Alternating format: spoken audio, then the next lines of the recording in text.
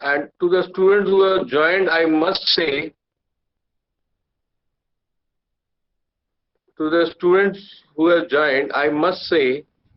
that the Jaipur lot, your counterpart, Jaipur students, they are paying a hefty amount for the same training which the Winners Academy or other equivalent academy are providing them. But just because Mr. Mukesh Vyas is alumni of this college and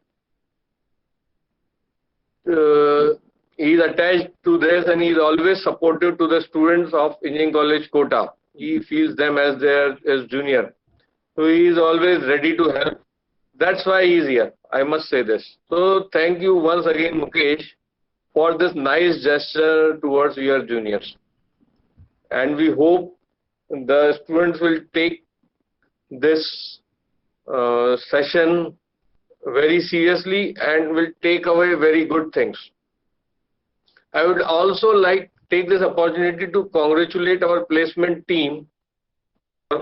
एक बार फिर मुकेश जी से, मैं मुकेश व्यास जी लगाना ठीक नहीं है, मेरा student रहा है, तो मुकेश को मैं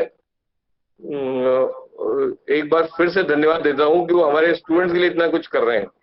और स्टूडेंट्स जिसके लिए मैं कहता हूँ हजारों रुपए खर्च करेंगे मार्केट में जाके, वो उनको ये मुफ्त और कर रहे हैं। मुकेश, ये वाली बात भी आप थोड़ा फीस स्ट्रक्चर बताना कि अगर जयपुर का एक प्राइवेट स्टूडेंट आपके यहाँ आता है तो उससे आप क्या फीस चार्ज करते हैं, तो बच्चों को ऐसा नहीं लगेगा कि ये मतलब कितना पैसा उनका बच रहा है ये सेशन अटेंड करने में। तो इन्फोसिस का रिक्रूटमेंट प्रोसेस के साथ आप उनको ये भी बताएं कि वो आप उनको क्या दे रहे हैं फाइनेंशियली जब एक लेक्चर दे रहे हैं। तो over to Mukesh Vyas.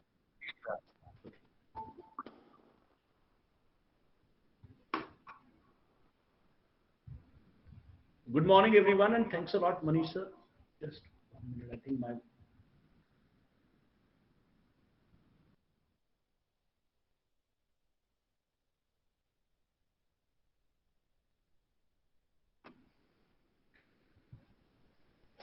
Very good morning of you. I think just confirm to me that you can hear my voice once again, so that we are good to start, and then because that's the prime condition that my voice is audible to you. Okay, I should. Yes, that's great. So thanks a lot, Manish sir, for your kind words. So, आपको जी कभी नहीं लगाना है, और I think जी लगा के गड़बड़ हो जाती है। सो आपको मुकेश ही बोलना है। And so thanks a lot to all my juniors who are there. मुझे भी आई थिंक आप लोग बहुत लकी हो, because till when I was there, मैं 2002 पास आउट हूँ, and till then Infosys was not a regular recruiter in our campus. So you all are fortunate that now Infosys is a regular recruiter. I have been with Infosys from 2006 to 2015. I have also taken campus placement interviews for Infosys between 2013 to 15 for around 2 years and across North India. So we will also discuss that experience, and we will also imbibe all that. And today's session, if you can message your friends now, I'm not only focusing on Infosys. So if you can message them, if you can WhatsApp them, आप बोले उन्हें ये Infosys specific नहीं है, ये आपके placement की opportunities को मैक्सिमाइज कैसे करना है, इस पे एक सीनियर का एक्सपीरियंस आपसे शेयर करूंगा मैं, और इंडस्ट्री में क्या है, क्या चल रहा है, और खासतौर से कोविड-19 के बाद क्या हो रहा है, we will talk on that. So ये एक इंटीग्रेटेड सेशन है, 2 घंटे के लिए अपन बात करेंगे, और आपके क्वेश्चंस बहुत इंपॉर्टेंट है। सो चैट बॉक्स को यूज करके you can write any question that you want, I would be happy to answer that. So this first question, my agenda, first session that we have, I have planned for 4 sessions of mine, and जैसा कि Manish sir बोल रहे थे, so we normally charge to a student one-on-one and all. I think student has to pay 1,000 per hour, or 5 to any faculty, that 1,000 per hour is one student has to pay if he has to join. So it's university is doing a lot of efforts, and I am there for you. So आप इस opportunity का फायदा उठाएं, and really this is one thing and I tell you, आज ही मेरे पास एक message आया था कि एक I can take one session on with some private university, I have denied it. Normally मैं खुद तो लेता ही नहीं हूँ, बट सबसे ज्यादा सेशंस मैं आरटीयू के लिए ही लेता हूँ, बिकॉज मेरा एल्मा मैटर है। सो इसीलिए इस अपॉर्चुनिटी का फायदा उठाएं। और सबसे ज्यादा जो इंपॉर्टेंट पॉइंट है, I think we should ask questions. आप कोई भी क्वेश्चंस पूछ सकते हैं। मैं एक दो चीजें और बता दूं, I am also certified career counsellor, so आप करियर से रिलेटेड कुछ क्वेश्चंस भी पूछ सकते हैं। और ये जो हमारे 4 सेशंस जो मैं लेने वाला हूं, I will show you the agenda. The first session is more of counselling for the career, more of answering your queries, your doubts about the pattern and core branches के मन में डाउट है कि हम इन्फोसिस में क्यों बैठे हैं, ये सारे क्वेश्चंस आप उनके पूछिए। एंड फोकस अभी, और एक और चीज, अगले 2 घंटे के लिए इस चीज को साइड में रख दीजिए, उल्टा स्क्रीन करके। मैंने खुद रख दिया है। सो एक ये सबसे इंपॉर्टेंट पॉइंट है। दूसरी चीज, आप म्यूट रखेंगे, मुझे बहुत अच्छा लग रहा है, आई थिंक, बिकॉज उससे परफेक्ट वॉइस जाएगी। और आपको अगर कुछ क्वेश्चन पूछना है, चैट बॉक्स पे लिखिए, and then if required I will ask you to unmute you if we require a discussion, right? So are we good to start? Now you people can see the presentation, I think.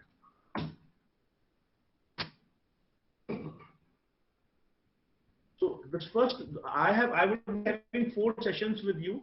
Actual timetable, I think Abhishek will be sharing with you what would be the dates. This is the first session that I'm talking about right now. It is orientation session, and we will also talk about what soft skills are needed for an engineer.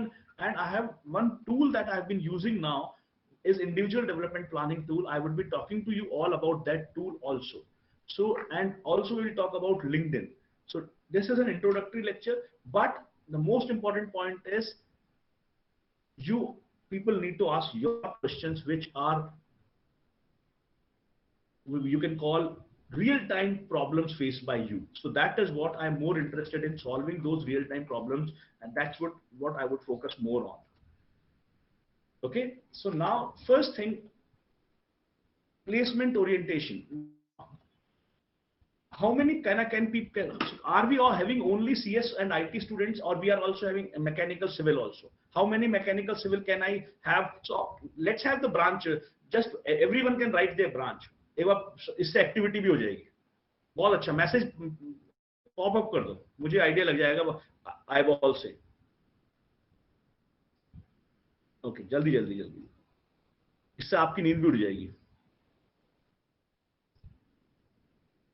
Okay, so I can see there are lot of branches. So first thing, Infosys को सिर्फ दिमाग में नहीं लगाएंगे, हम generic बात करेंगे। So now the first point is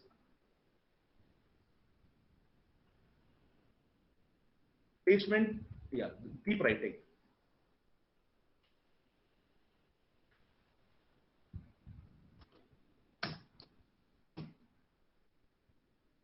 Now I would be using, just give me a moment, and I would be writing here. Now when a company is visiting, so first thing, let's talk about jobs. Jobs किस तरीके के हैं और कैसे हैं? So I think हम 2 बातें करते हैं, एक तो software jobs and another is other jobs. So and other jobs. Now first point, my request to all of you, others में अगर मैं बात करूं कोर ब्रांचेस की, तो उनका सबसे बड़ा कंसर्न रहता है कि I am preparing for GATE, I am preparing for engineering services, इसलिए मैं नहीं बैठूंगा कैंपस प्लेसमेंट में, राइट? या मैं कैंपस प्लेसमेंट करके करूंगा भी क्या, मुझे तो गेट देना है, मुझे तो ईएस देना है, मुझे पब्लिक सेक्टर में जाना है, या मुझे इंजीनियरिंग सर्विसेज में जाना है। एक ये कैटेगरी है, ठीक है? सो ये एक कैटेगरी, इस कैटेगरी को मैं बोलता हूं ये। तो आज मैं आपको पहले कैटेगरी बताता हूं स्टूडेंट्स की। so ये कैटेगरी है Goa, government job oriented audience. ये लोग क्या है, इनका ओरिएंटेशन है गवर्नमेंट जॉब का। So government job oriented audience. इसके बाद दूसरे लोग जो अपने यहाँ, मैं खासतौर से आरटीयू की बात कर रहा हूँ, उनको प्राइवेट जॉब की बात करनी है, वो जॉब ओरिएंटेड ऑडियंस है, वो है JOA, जोआ, जॉब ओरिएंटेड ऑडियंस। ये वाले जो है गोवा वाले गवर्नमेंट जॉब ओरिएंटेड ऑडियंस, ये ज्यादातर जो है वो पाए जाते हैं सिविल, इलेक्ट्रिकल, मैकेनिकल और थोड़े बहुत ईसी में।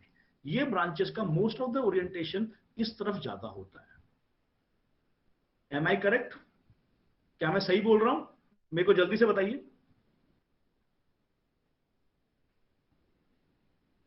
ओके, लिखते रहिए। इसके बाद जॉब ओरिएंटेड ऑडियंस, ये जो मेजर जनता है, ये मेजर जनता होती है सीएस ब्रांच वाले इन या ईसी वाले, कुछ कुछ ईसीई वाले भी आ जाते हैं। और मैकेनिकल में, यहां मैकेनिकल सिविल के प्राइवेट जॉब्स ढूंढने वाले लोग काफी कम होते हैं। ठीक है, ये दो ऑडियंस हो गई। इसके बाद अभी कुछ लोग हैं जिनका ओरिएंटेशन ही नहीं है, वो है नोआ। इनका कोई ओरिएंटेशन, इनको नहीं पता क्या करना, जिस तरफ हवा बहती है, जिस तरफ दोस्त जाते हैं तो वही चले जाते हैं। ये है नो ओरिएंटेशन। ठीक है, अब इसके अलावा कुछ और एक नई जनरेशन आई है आजकल, वो है बिजनेस ओरिएंटेड ऑडियंस। वो है एंटरप्रेन्योर बनना चाहते हैं डिग्री करते ही। बहुत अच्छी बात है। तो ये तीसरी ऑडियंस है, बिजनेस ओरिएंटेड ऑडियंस, बोआ। मैं यहाँ पे एक और ऑडियंस होती है, वो मैं यहाँ नहीं ले रहा हूँ, दैट इज जो अपने पेरेंटल बिजनेस को चलाते हैं, वो होते हैं POA, parental business oriented audience. Poha, already poha बना होता है, उसको खाते हैं। सो और उसको आगे तक लेके जाते हैं और स्वादिष्ट बनाते हैं। सो हम अभी पेरेंटल, हमारे यहाँ ये केस कम होते हैं कि जो अपने पेरेंट्स का बिजनेस करना चाहते हैं, वो गवर्नमेंट कॉलेज में कम आते हैं। सो पोहा वाले लोग कम हैं। अभी हमारे पास सबसे ज्यादा लोग हैं वो जोआ या गोवा वाले हैं, और थोड़े बहुत बिजनेस करने वाले भी हैं, और थोड़े बहुत जिनका कोई ओरिएंटेशन नहीं है, जो आपको मनीष सर ने बताया था कि जिनके 5 बैक हैं, उनको पता नहीं है कि मैं क्या करूंगा। ठीक है, अब हम क्या करते हैं, हम इन सब से के बारे में बात करते हैं। अब इन सब के लिए क्या स्ट्रेटेजी होनी चाहिए? मेरा एक कहना है, आपको इंजीनियरिंग कॉलेज में एडमिशन क्यों दिलाया गया था? ठीक है, गोवा वाले, गवर्नमेंट जॉब वाले ये बोलेंगे कि भाई हम एक डिग्री लेंगे और गवर्नमेंट जॉब की फाइट करेंगे, इंजीनियरिंग वाले। यहां तक मैं एग्री करता हूं। मैं पहली चीज तो इंजीनियरिंग करने वाले उन लोगों को थोड़ा जगाना चाहूंगा जो इंजीनियरिंग के बाद अभी से ही 3rd ईयर में मन बना चुके, मुझे, या फाइनल ईयर में अब आप आ गए हैं कि मुझे सीजीएल और ये वाले एग्जाम्स करने हैं। आई थिंक आप इंजीनियरिंग की गवर्नमेंट जॉब फाइट करें, वो अच्छा है, बट ये सीजीएल वाले जॉब्स आई डोंट थिंक आप अपने साथ न्याय कर रहे हैं। ठीक है, सो मेरा एक तो बहुत पॉइंट है कि मैं उसको आउट ऑफ स्कोप रखूंगा, क्योंकि मैं यहाँ पे क्या बात करूंगा कि अगर आप गवर्नमेंट जॉब, यहाँ पे मैं जो बात कर रहा हूँ, वो लोग, वो 2 एग्जाम की बात कर रहा हूँ, इंजीनियरिंग सर्विसेज और गेट, यानी पब्लिक सेक्टर के जो, इन 2 की आप बात कर रहे हैं। और दूसरी जॉब्स में मैं प्लेसमेंट जॉब्स की बात कर रहा हूं। अब मेरा ये कहना है, सिंपल लॉजिक, आप लोगों को जो पहला जॉब कॉलेज दे, वो आपको हाथ फैला के लेना चाहिए। पहला जॉब मैंने बोला, उसके बाद हर कंपनी में नहीं बैठना, बट पहला जॉब जो आए वो आपको लेना चाहिए, because you never know what is going to happen tomorrow. So first job whatever you are getting, why you need to take, I will explain to you.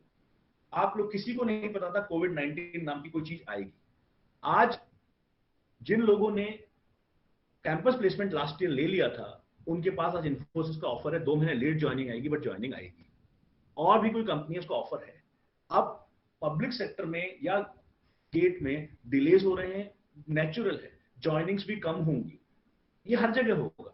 At least आप कुछ भी ले रहे हैं, आपको जो अपॉर्चुनिटी मिल रही है वो पहली, मेरा वापस सुनिएगा, मैं ये नहीं कह रहा हूं कि आप जाइए वहां पे। एक और चीज समझिए, इन्फोसिस में 40,000 ऑफर्स पर ईयर दिए जाते हैं, ज्वाइन 23,000 करते हैं, 18,000 लोग नहीं करते। इन्फोसिस को पता होता है कि मेरे को इतने लोग ज्वाइन नहीं करेंगे।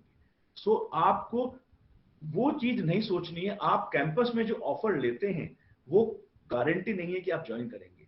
आप जब ज्वाइन करते हैं, तब जो आप साइन करते हैं, वहां पे बॉन्ड साइन होता है। तो आपका इन्फोसिस के प्लेसमेंट में सेलेक्ट होते ही बॉन्ड साइन नहीं होता है, ये गलतफहमी हटा दीजिए। तो that is the first point which everyone has a bad notion about it.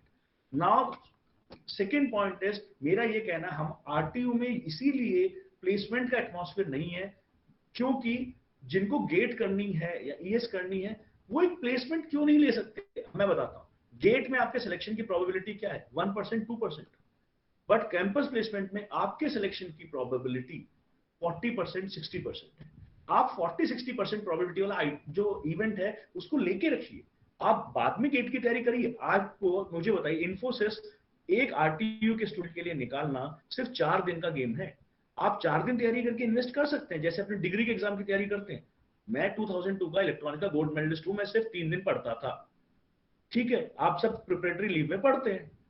इसीलिए मैं कह रहा हूं, वापस 4 दिन अच्छा पढ़ो और एग्जाम निकालो।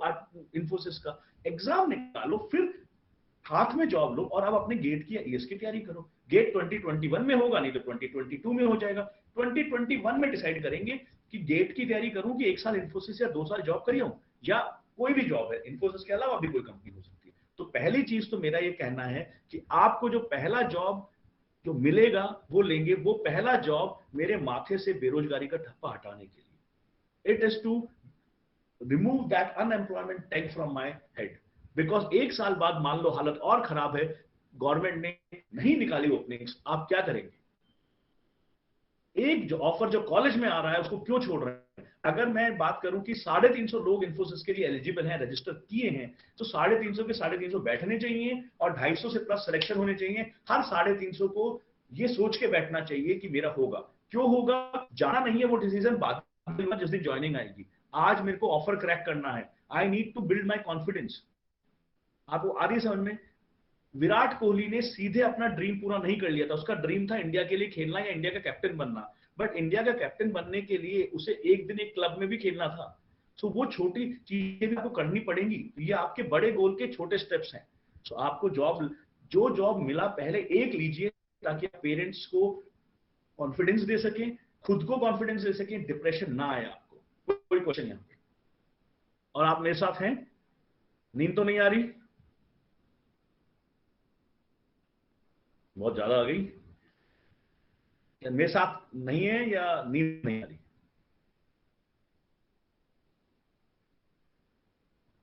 नींद नहीं आ रही, very good. Yes sir, now question, किसी को कोई क्वेश्चन है लिखिए। फर्स्ट पॉइंट कौन सा? फर्स्ट पॉइंट अंकित बताइए वापस, मैं फर्स्ट पॉइंट के नाम से मुझे याद नहीं है। अंकित आप लिखिए कौन सा पॉइंट? बॉन्ड। कैंपस प्लेसमेंट में बॉन्ड कैंपस पे साइन नहीं होता है। आप जब कंपनी को ज्वाइन करते हैं, मैं एग्जांपल देता हूं इन्फोसिस का। इन्फोसिस आपके यहाँ सपोज 30th को आ रही है, या जो भी डेट को आ रही है, या वर्चुअल में आपका इन्फोसिस का सपोज आपको 1 अक्टूबर को ऑफर लेटर मिल जाता है, you have been selected in Infosys. वो आपको ऑफर लेटर मिलेगा, ऑफर लेटर। ना तो कंपनी उसके लिए लायबल है कि आपको जॉब दे रही है, ना आप लायबल हो कि ज्वाइन कर रहे हो। वो सिर्फ ऑफर है। उस ऑफर को एक्सेप्ट करके आपकी ज्वाइनिंग डेट आएगी अगले साल। वो डेट सपोज May 25 आती है। सो May 25 को जब आप इन्फोसिस के ऑफिस में ज्वाइन करेंगे, हाँ, सो रिमेनिंग आता हूं मैं उस पर रवि। सो हाँ, अब हमने क्या बोला? आप जिस दिन इन्फोसिस 25 में 21 को ज्वाइन करोगे, उस दिन वहां के इन्फोसिस के कैंपस में जब आप ज्वाइन करोगे तो आप फॉर्म भरोगे। उस ज्वाइनिंग के टाइम जब आप ज्वाइन करते हो, मे बी वर्चुअल ज्वाइनिंग हो, वह उस दिन से बॉन्ड शुरू होता है। बॉन्ड अभी नहीं होता। Ankit, are we on same page? So bond की टेंशन अभी मत लो। आप जब इन्फोसिस की ज्वाइनिंग आए तो डिनाई भी कर सकते हो, अभी तो सेलेक्ट हो। अब मेरा एक पॉइंट है रवि, मैं आपके पास आऊं उससे पहले मैं सबको एक चीज बोलना चाहता हूं। आप इन्फोसिस में बैठे हो तो पूरी ताकत से बैठोगे। मैं ये हमेशा, सबसे बड़ी प्रॉब्लम आरटीयू के साथ क्या हो रही है, मैं 3 साल से देख रहा हूं, बैठते बहुत कम लोग हैं, और जो बैठते हैं वो पूरी शिद्दत से नहीं बैठते। आपको पूरी शिद्दत से बैठना है। जैसे हम एक एग्जाम निकालते हैं, आप लोगों ने जब नीट की तैयारी की है, सॉरी अपन लोग, you all are for JE में, आप जेई वाले हैं, तो आपने जब जेई की तैयारी करी तो उस टाइम आपने पूरी शिद्दत से की कि मुझे बेस्ट निकालना है, और आपने एक तो बैकअप एग्जाम्स इसलिए दिए कि आपका अगर जेई में अच्छी रैंक नहीं आई तो बैकअप में आपका हो जाएगा। इसी तरीके से ये, बट बैकअप को भी पूरी शिद्दत से देना है, and that is what is important. आपको अगर नहीं भी जाना है, बट आप एलिजिबल हो इन्फोसिस या किसी भी कैंपस की कंपनी में, पहला जॉब लो। अगर सपोज आप इन्फोसिस में एलिजिबल हो, आपका हो गया, बहुत अच्छा। उसके बाद अपना ड्रीम, फर्स्ट जॉब वो जो पहले मिले, सेकंड जॉब मेरा ड्रीम। अगर मेरा ड्रीम कोई कंपनी है तो मैं फर्स्ट तो वो ले लूंगा जो पहली मिली, फर्स्ट जो पहली मिली, सेकंड मेरा ड्रीम। हाँ, अब मैं आऊंगा इन्फोसिस पे, तो आ जाऊंगा। इन्फोसिस रिलेटेड बातें मैं थोड़ी लेट करूंगा, मैं पहले करियर वाले क्वेश्चंस लेऊंगा। तो रवि और कुमार शिवराज के क्वेश्चंस मैंने नोट कर लिए हैं। मैं इन्फोसिस वाले क्वेश्चंस पे थोड़ा सा लेट आऊंगा। पहले मुझे ये क्लियर करना है, क्या सब मानते हैं कि अब वो पहला जॉब लेंगे कैंपस से? अगर वो एलिजिबल है तो बैठेंगे, कट ऑफ वगैरह ये मैं अभी ले लूंगा। रवि, मैंने आपका क्वेश्चन नोट कर लिया। और मुझे ये बताइए, किसी का डाउट कि मैं गेट की तैयारी कर रहा हूं पर इन्फोसिस में नहीं बैठूंगा, ऐसा कोई और है? अब हम थोड़ा सा कन्विंस हुए हैं।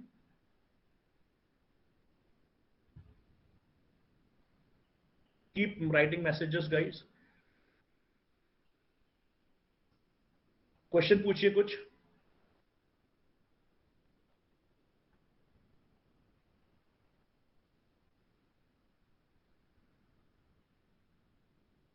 ये रवि कौन सा क्वेश्चन? एक कंपनी आई थी कैंपस में, शायद वो 6 स्टूडेंट्स को रिक्रूट की थी, क्या है इसका? कौन सी कंपनी? कोर की कंपनी थी रवि? आप अनम्यूट करके मेरे से बात कर सकते हैं रवि।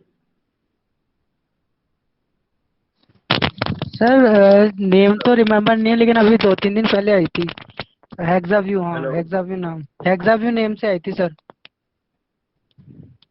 आई थिंक मेरे हेलो को स्पीकर में हेलो कोई प्रॉब्लम हुई, आ नहीं थी मेरी आवाज। ठीक है रवि, हेलो हाँ, कोई प्रॉब्लम नहीं, हेलो। मैं आपके मैसेज, ओके हेक्सावेयर, वो Hexaview, okay software only for CSIT. Ravi आप इसके लिए बोल रहे हैं, हेक्साव्यू के लिए? हाँ ठीक है, मैं आंसर करता हूँ। देखिए, दो चीजें होती हैं, यहाँ ये वाला क्वेश्चन मैं लेता हूं। हमें दो तरीके के रिक्रूटर होते हैं, कोई भी कंपनी ले लो। एक रिक्रूटर होता है मास रिक्रूटर, एक होता है निश रिक्रूटर। मैं आपको एक टर्म लिख रहा हूं, 1 मिनट। अब एक बार, मास रिक्रूटर और निश रिक्रूटर। एक मेरी आपसे रिक्वेस्ट है कि अपने फ्रेंड्स को बोलें टाइम पे ज्वाइन करें। रीजन क्या होता है, जो बार बार ज्वाइन करते रहते हैं ना, तो ये फिर मैं लिख नहीं पा रहा हूं। ठीक है, तो मास रिक्रूटर और निश रिक्रूटर। मास रिक्रूटर वो होते हैं जो थोक के भाव में कंपनी रिक्रूट करती है। दैट मींस 100-200, इन्फोसिस, कैपजेमिनाई, ये मास रिक्रूटर होते हैं। और सेकंड कैटेगरी कौन सी है? सेकंड कैटेगरी है निश रिक्रूटर। निश का मतलब है कि वो लोग किसी पर्टिकुलर एरिया में काम करते हैं, तो उनको ज्यादा लोग नहीं चाहिए होते। तो मास रिक्रूटर और निश रिक्रूटर में आपको ध्यान रखना है। Mass recruiter Infosys, TCS, Capgemini, Wipro, ये होते हैं, ये 100-125 लेते हैं। अब हेक्साव्यू या कंपनीज आप बोल रहे हो, ये निश रिक्रूटर हो सकती है। दूसरा, ये कंपनी पे डिपेंड करता है, हाँ, कि उनको रिक्वायरमेंट कितनी है, पहली चीज तो ये डिपेंड कंपनी पे करता है। अब कई बार ये होता है कि एक और काम होती है फ्रीक्वेंसी मैचिंग। कंपनी को कैसे इंजीनियर चाहिए और हमारे पास कैसे इंजीनियर अवेलेबल है, ये भी एक बहुत इंपॉर्टेंट फैक्टर है। अगर हमारे पास, सपोज कंपनी को चाहिए कि मेरे को मीन स्टैक पे डेवलपर्स चाहिए, अब हमारे स्टूडेंट्स को नहीं आता मीन स्टैक और वो रिटर्न में नहीं निकाल पाएंगे, तो नहीं लेगी कंपनी। लेकिन वहीं पे अगर मान लो कंपनी को मशीन लर्निंग पे कुछ एल्गोरिथम डेवलपर्स चाहिए और वो हमारे लोग मिल जाते हैं, तो वहां पे शायद हमारा रिक्रूटमेंट बढ़ जाएगा। सो ये सब कंपनी की रिक्वायरमेंट पे डिपेंड करता है। मेरा ये मानना है कि आप, ये वाला पार्ट मैं आज के सेशन में बताऊंगा गोल सेटिंग में, कि आपको एक कंपनी ढूंढ पड़ेगी। ये आपने अच्छा किया जो ये पॉइंट उठाया। आपको देखना है कि कॉलेज में लास्ट ईयर कितनी कंपनीज आई थी। उन कंपनीज का डिटेल आप ले लो ट्रेनिंग एंड प्लेसमेंट डिपार्टमेंट से। May be Abhishek and team can share with you. आप लास्ट ईयर की कंपनीज का डिटेल बैच से शेयर करो और उसमें प्रोफाइल का नाम भी लिख दो। जैसे कि कौन सी प्रोफाइल आई थी, सपोज सॉरी हेक्साव्यू आई, सॉफ्टवेयर डेवलपर आई, कौन से एरिया में आई सॉफ्टवेयर डेवलपर। ठीक है, ऐसे ही हमने इन्फोसिस, कैपजेमिनी, तो नेचुरल है। आप कंपनी लिखो, प्रोफाइल लिखो और ये स्टूडेंट्स को शेयर कर दो। अब स्टूडेंट्स क्या करेंगे, स्टूडेंट्स अपनी ड्रीम कंपनी बनाएं। स्टूडेंट सोचें कि ये मेरी ड्रीम कंपनी। ड्रीम कंपनी लिख के नहीं देनी किसी को, आप खुद सोचें मेरी ड्रीम कंपनी क्या है। सपोज कोई कंपनी है, वो आती है 9 लाख के पैकेज पे, वो आपकी ड्रीम कंपनी, वो तो आपका ड्रीम है। बट उसका मतलब ये नहीं है कि आप इन्फोसिस में नहीं बैठोगे। आप इन्फोसिस के लिए एलिजिबल हो, वो पहले ऑफर लोगे, क्योंकि मास रिक्रूटर में होना आसान है। मास रिक्रूटर जो होता है या जो ज्यादा नंबर में लेता है, वो हमेशा अपना पैटर्न जनरेट रखता है। और जो ये स्पेसिफिक रिक्रूटर्स होते हैं जो कम लेते हैं, या फिर कई बार स्मॉल कंपनीज होती है वो कम लेती हैं, बड़ी कंपनीज ज्यादा लेती हैं, या फिर जिनका जिनका पैकेज ज्यादा होता है वो कम स्टूडेंट्स को लेती है। So that is important point. So आपको जो कंपनीज कम स्टूडेंट्स को ले रही हैं, स्पेसिफिक प्रोफाइल के लिए ले रही हैं, उसकी तैयारी भी वैसी होगी। अगर मान लो जैसा आपने कहा कि अब मैं ऊपर अगर मैसेज कर रहा हूं, तो इसमें ये बोल रहे प्रोग्रामिंग क्वेश्चंस क्लियर नहीं हुए थे बच्चों से, Akash Khandelwal is writing. That means they are asking suppose programming questions in Python और ऊप्स वाले क्वेश्चंस पूछ रहे हैं। मतलब सिंपल भी नहीं पूछ रहे, they are asking good questions on Python programming and which people are not able to solve. So आप पिछली बार पता करो, जैसे हेक्साव्यू आई थी, और ऐसा हो सकता है कि हेक्साव्यू ने हमारे यहां से 6 बच्चे लिए, लेकिन मान एग्जांपल ले रहा हूं, एसकेआईटी या किसी और कॉलेज से 20 बच्चे दिए, ऐसा हुआ सब कुछ। इसका मतलब वहां पे लोगों ने क्रैक किया। इस बार हम तैयारी करें, हम अपने पास से सीखें and what we will do, we will analyse the pattern. So last pattern से सीखें। तो ये जो आप बोल रहे हो रवि, ये सिंपल स्किल मिसमैच है, हमारे लोगों ने परफॉर्म नहीं किया होगा। या तो वो सब जगह से ही कम ले रहे हैं, तो उनका एक पॉलिसी हो सकती है कि हमें 4-5 नहीं। अगर उन्होंने हमारे किसी competitive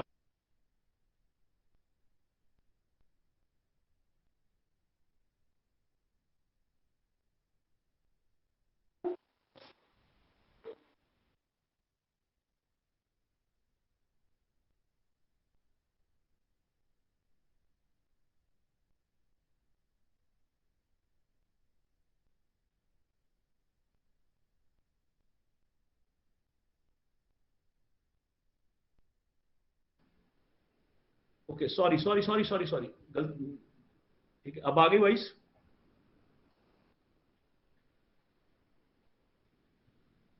sorry, now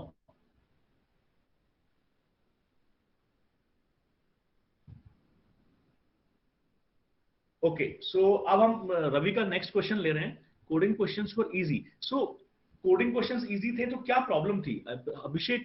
so what we will do is, हम ये देखेंगे कि हमारे स्टूडेंट्स क्यों रह गए थे, ठीक है। नाउ सो अभी उसको यहां नहीं करेंगे, तो सिंपल फंडा है कि अगर हमारे कॉलेज से 6 हो रहे हैं, बाकी कॉलेज से 50 हो रहे हैं, तो हमारे स्किल में कमी थी। कौन से स्किल में कमी थी, हमें निकालना है, ठीक है। नाउ अब मैं आता हूं, ये जो पॉइंट बोला इलेक्ट्रिकल के लिए कितना टफ है, देखो अब मैं आपको एक चीज बोल देता हूं, यहां पे ध्यान से सुनना।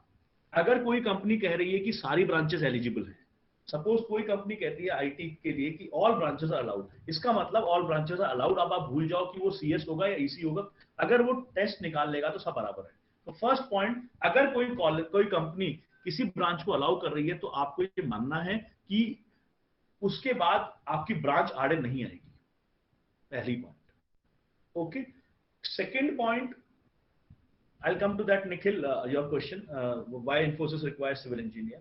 So first point आपको क्लियर है कि अगर कोई कंपनी आपको अलाउ कर रही है, तो वो आपकी ब्रांच पे आपको सेग्रीगेट नहीं करेगी, कोई ब्रांच पे वो पक्षपात नहीं करेगी। लेकिन आप जाके बार बार ये बोलोगे कि सर मैं तो मैकेनिक, और आपका एम्बिशन अपनी ब्रांच के लिए दिखेगी। फॉर एग्जांपल आप सिविल इंजीनियर हो या आप इलेक्ट्रिकल इंजीनियर हो, बट जब आपसे क्वेश्चन पूछा गया अंदर जाके, तो आपने कहा कि सर मैं कोर जॉब ही करना चाहूंगा।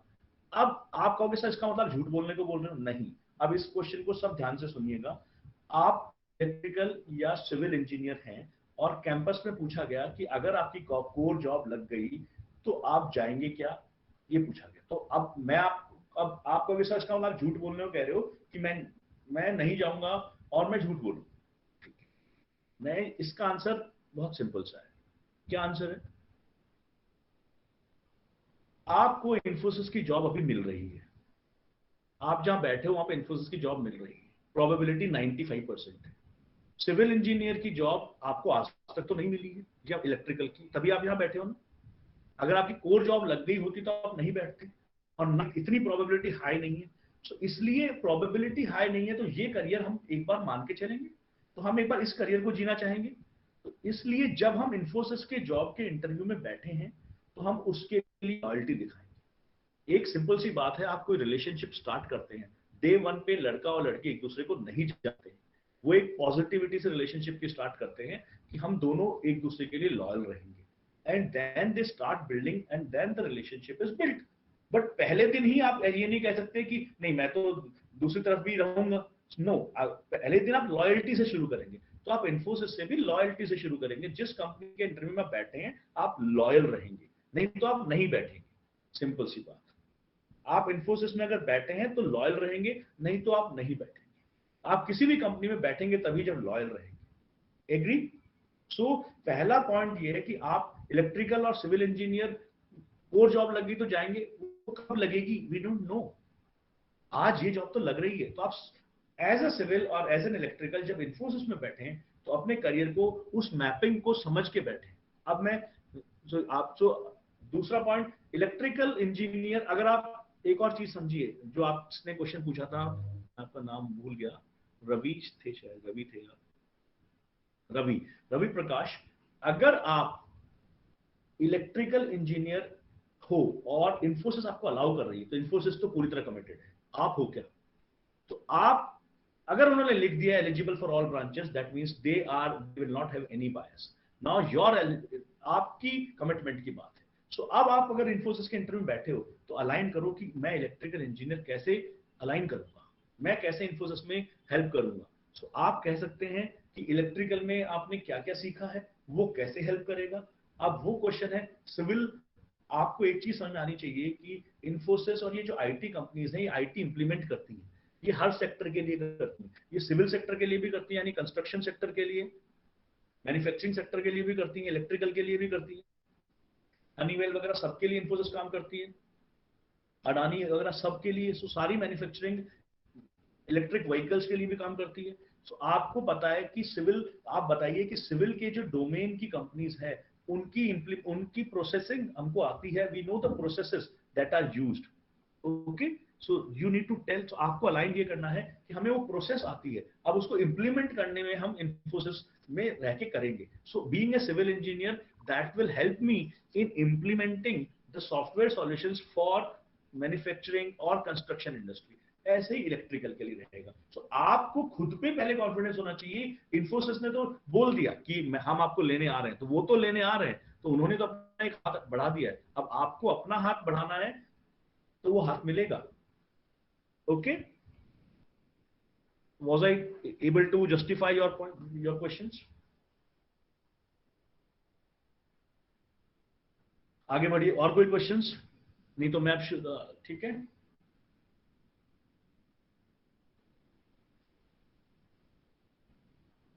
Coding tips for other branches, ठीक है। सो फर्स्ट थिंग इज, इन्फोसिस का जो ये पैटर्न है उसमें तो कोडिंग नहीं आ रही है, बट टीसीएस में आएगी थोड़ी कोडिंग, और भी कोई कंपनीज है उनमें आती है, तो कोडिंग टिप्स मैं देता हूं आपको। सो वो अभी मेरा आई थिंक अगेन मैंने नोट किया है। मैं कोडिंग टिप्स आपको एक एग्जांपल के साथ गोल सेटिंग में दे रहा हूं, अभी जो अपन करने वाले, मैंने नोट कर लिया। Vishnu I have noted it, coding tips for other branches, ठीक है। Other question, any other question? मैंने नोट कर लिया। Should we go for MTech? Rajat, so yeah, I'll take that FT round for most of the companies. ठीक है. Should we go for interview language? It has to be English. Anyways, it has to be English. No chance of getting it. I will speak. I'll tell you the tip for 2 minutes. No chance you need to have it in any other language. The point is, English is a tool. English is not a language, first of all. And no one has said, हाँ Ravi, hold on एक बार, अब एक दो questions आ गए, पहले मुझे वो close करने दो, ठीक है। So interview language has to be English, the point is, but I am not saying correct English. English will become correct over the time. So you will be having fluent English over the time. As of now, start with English. The only point is speak English. So now let me spend 2 minutes with you to tell you how to improve English. 2 minute का एक model है मेरे पास, जिसको अगर आप कोशिश करोगे, आपको ये video, I think will share it with Abhishek and team, and they can share this video with you. You can focus on these 2 minutes that I'm going to tell you. So now focus how to improve English. That's I'm going to tell you. So you all must be knowing how to drive a car. आपने सबने car चला ली होगी अब तक. Agree? So learning to drive a car is similar to speaking English. How? So in car, just I'll explain to you on the PPT. So just a minute. So focus here. So in a car,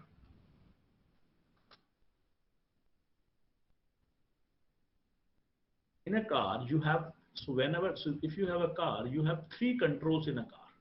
car में 3 control होते हैं. क्या होते हैं वो 3 control? ABC, आपके leg में ABC होता है, एक्सेलरेटर, ब्रेक, क्लच. एक कंट्रोल तो ये होता है. एक आपके लेफ्ट हैंड में गियर बॉक्स होता है, और आपके हाथ में स्टीयरिंग होता है.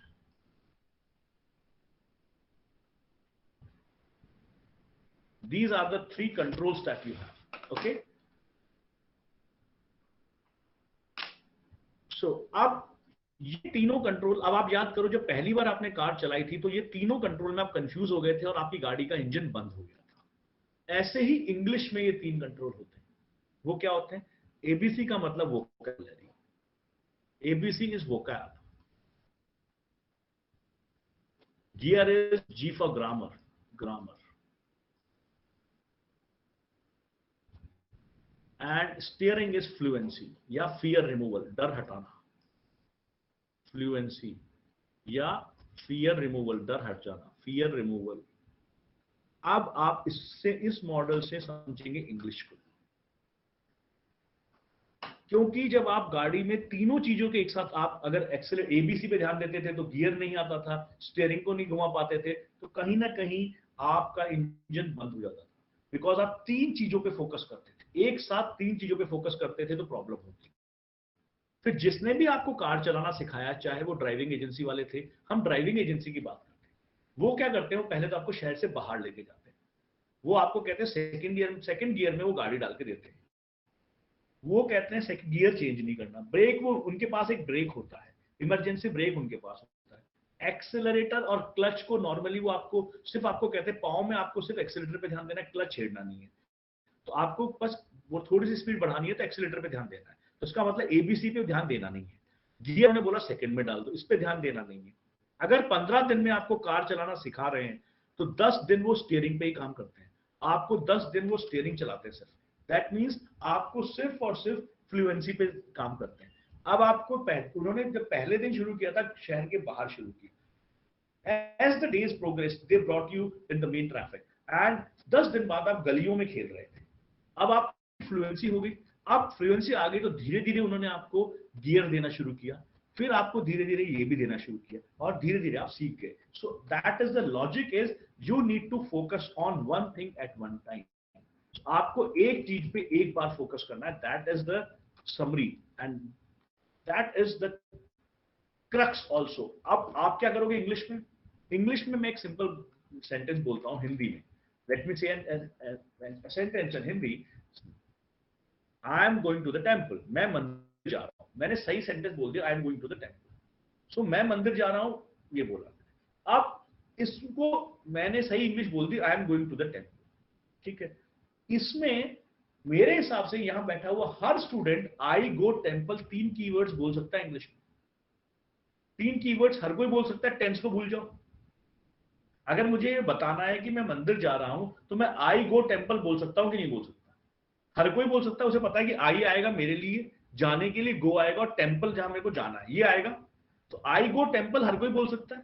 मेरे हिसाब से यहां बैठा हर बच्चा बोल सकता है, हर स्टूडेंट बोल सकता है, एडल्ट है सब, so every student can speak this. So ये आपका स्टार्टिंग पॉइंट है, आप एटलीस्ट आई गो टेम्पल सबके सामने बोलना सीखिए। इंग्लिश एक टूल है, मैं बता रहा हूं आपको, मैंने कितने ही ग्रीन कार्ड होल्डर्स के साथ मेरी टीम में रहते थे, अब वो बहुत इससे भी पैथेटिक इंग्लिश बोलते थे वो, और वो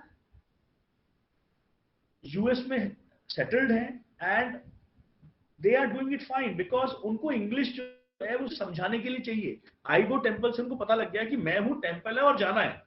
सो इंग्लिश आपके लिए इतनी ही इंपॉर्टेंट है, आपको टूल है, समझाना है, ठीक है। इंग्लिश इज अ टूल, इसलिए इंटरव्यू में इंग्लिश चेंज नहीं करनी है। और अब इंग्लिश सुधारनी कैसे? पहले आई गो टेम्पल से शुरू किया, बोलना शुरू किया, अब जो भी हम बोलेंगे उसे रिकॉर्ड करेंगे। So first remove that fear, हिम्मत करके बोलना शुरू कीजिए लोगों के सामने, only focus on speaking without fear.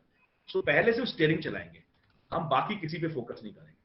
जब हम बोलना सीख जाएंगे बिना डरे, उसके बाद हम अपनी वॉइस रिकॉर्ड करना शुरू करेंगे, और उस रिकॉर्ड कर उसके पहले नहीं करेंगे, जब तक हम फ्लुएंटली नहीं बोलेंगे we will not record it. once we are fluently speaking, wrong and right I'm not bothered, only focus I'm doing is speak in English। पहले बिना डरे बोलो, जो बोल रहे हो बोलो, but English words।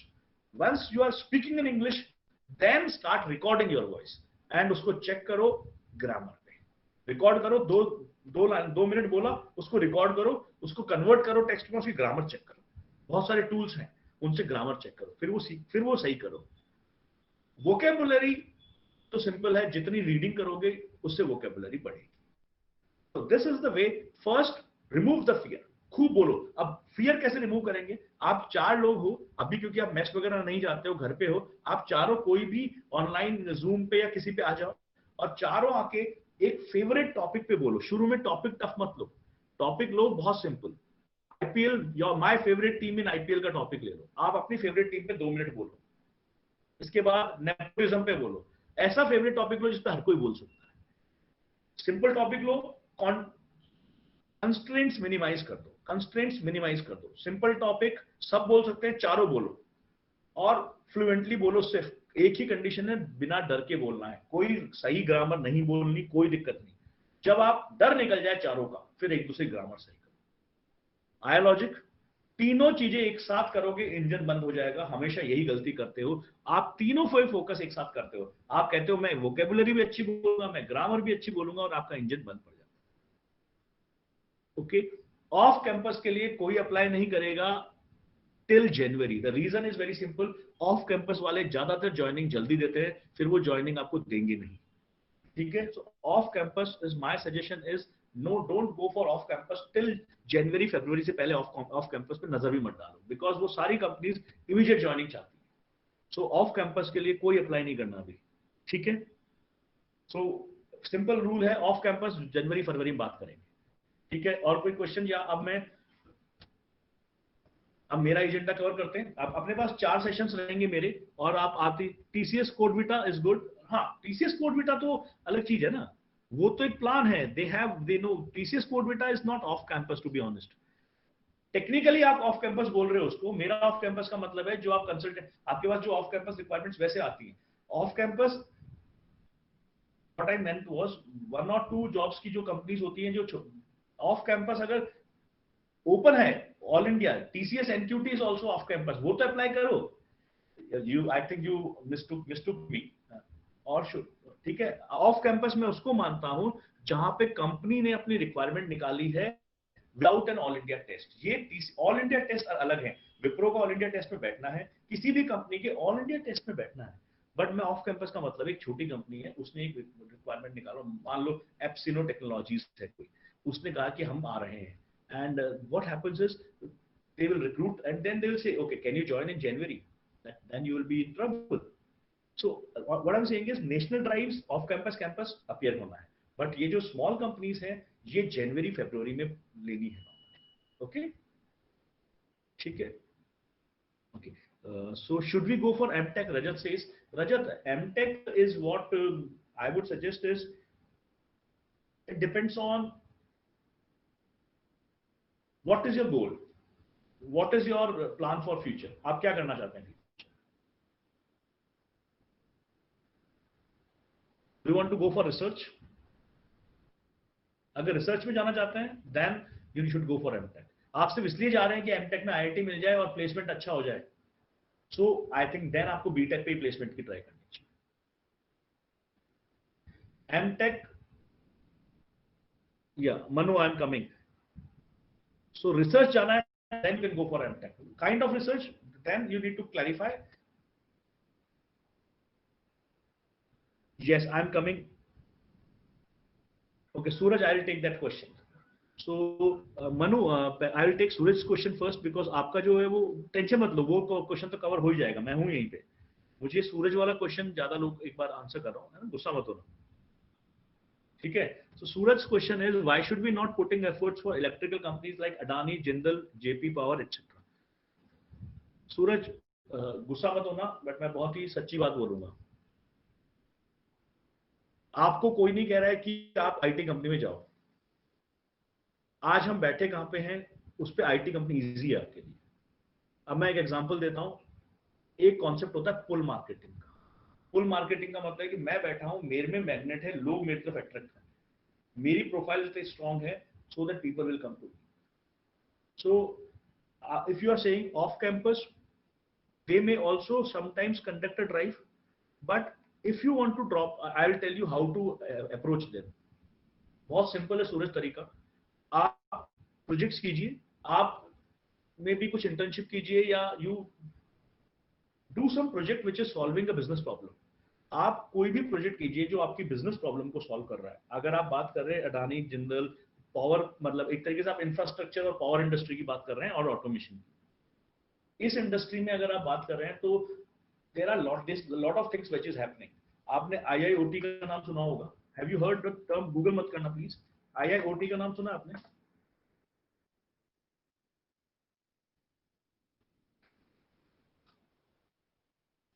गूगल नहीं करना। Yes, what it Akash? Very true.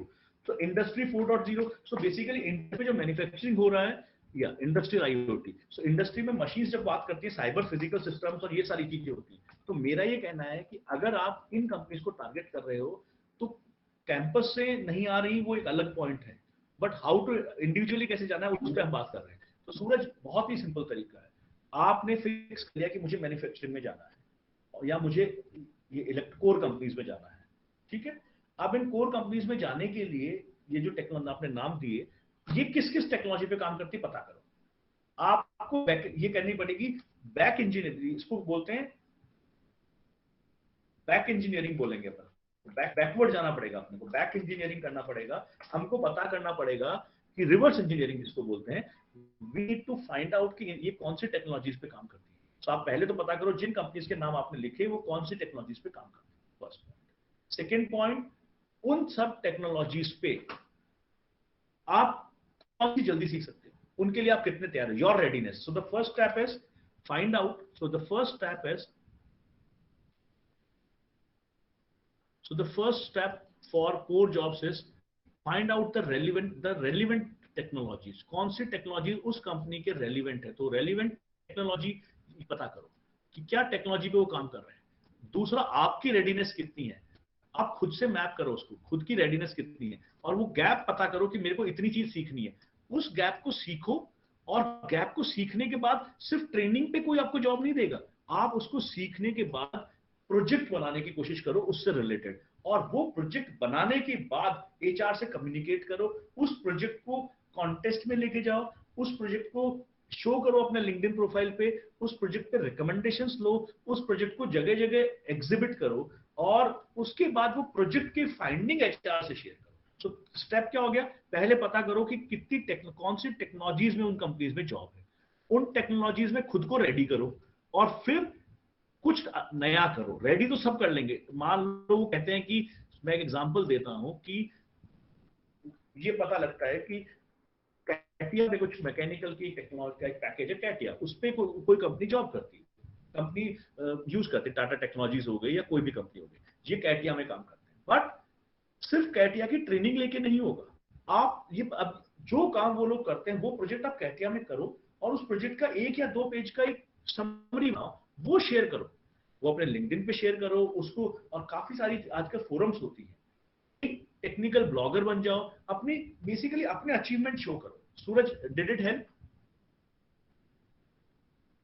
सो आपको मेहनत करनी पड़ेगी, you need to find it out. सीधे कंपनी के नामों से अपना काम नहीं होगा, ठीक है। So you need to find it out which technologies they are focusing upon, आपको वो मेहनत करनी पड़ेगी, उन टेक्नोलॉजीज पे सीख के उनका बिजनेस प्रोजेक्ट बना के आप उनके पास जाइएगा।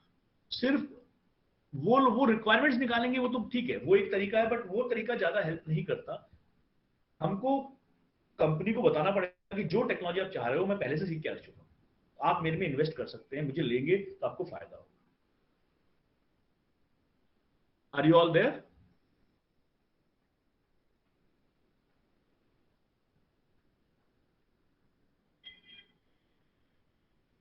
ठीक है। So now let me pick up. अब थोड़ा सा, अब हम लाइन ड्रॉ कर रहे हैं एप्टी राउंड पे। Okay, now let me answer the other questions, and I think questions में 30 मिनट्स अब मैं मेरा एजेंडा बताऊंगा, and then I will start. मेरे पास क्वेश्चन लिखे हुए हैं कोडिंग वाले और एप्टी वाले, वो मैं बीच में ले लूंगा, ठीक है। Now let me start my agenda for the day. Okay, quickly मैं अपना प्रेजेंटेशन आपसे शेयर करता हूँ।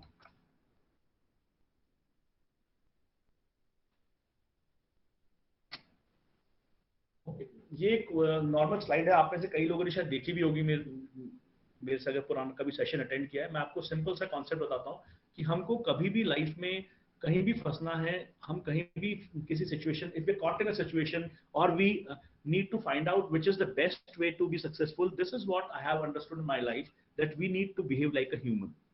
अब ह्यूमन कौन होता है? Human is one person who works in a team. वो टीम में काम करता है, सबका रिस्पेक्ट करता है, who respects others, who uses golden words. वो गोल्डन वर्ड्स का बहुत यूज करता है. What are those golden words? Golden words होते हैं sorry, please, thank you, excuse me. ये सारे गोल्डन वर्ड्स हैं. इनका जो यूज करता है, दूसरों का रिस्पेक्ट करता है, अपनी मिस्टेक से जो सीखता है वो मानव होता है. And we all need to be human. अभी तो हमको सबको लगता है कि हम सब मानव हैं, but just wait for 2 minutes and then we'll understand what other categories are also there. Now, very important point. Second, you can see this person. He is not living in a proper manner at a public place. If he is at a public place, ये बहुत important है. आपके etiquettes, ये anger, over anger, गुस्सा होना, ये dressing. यहाँ पे आप देखेंगे ये जो ड्रेसिंग है प्रिमिटिव आदि मानव वाली है. अगर आपको कहा गया है कि you have to be formally dressed and then you are coming in Bermuda, that is not meant to be like that. There is a different place for wearing Bermudas that we need to know. Anger, इतना गुस्सा, और ये putting finger and all those things. So this is, ये आदि मानव है. इसका मतलब हमको पता नहीं है कहाँ पे कैसे बिहेव करना है. So ये जो इंसान है ये लाइन के नीचे आता है. So मानव जो है वो लाइन पे चलता है. ये जो लाइन है इस पे चलने वाला इंसान मानव होता है, वाला जो कैटेगरी होती है वो मानव होता है. और इसके नीचे जो होता है वो आदि मानव होता है, वो डूबता है. तो ये आदि मानव की कैरेक्टरिस्टिक है जो आपको मैंने बताई. अब दो कैटेगरीज बहुत इंपॉर्टेंट है जो आगे वाली दो हैं.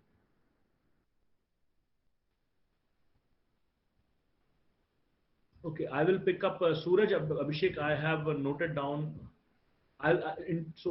Okay, now Rishabh, your questions I would be answering in my next. एक इंटरव्यू के लिए एक सेशन है पूरा, और अभिषेक एंड सूरज, सॉरी ऋषभ के लिए था वो, और Suraj and Abhishek I will pick up this. मेरे को 2 मिनट दो, एक बार मैं जो टॉपिक शुरू किया है वो मुझे आंसर करने दो, ठीक है, because that is also very important. ठीक है, अभी एक बार क्वेश्चंस रोक देते हैं ना. अभी कोई मेरे को 130 तक क्वेश्चन नहीं दिखेगा. मैं यही हूँ, मैं 3 सेशन और 3 दिन और आऊंगा अभी. ठीक है, सो अब होल्ड कर लो, चिल करो, कोई दिक्कत नहीं. Now just give me 1 moment.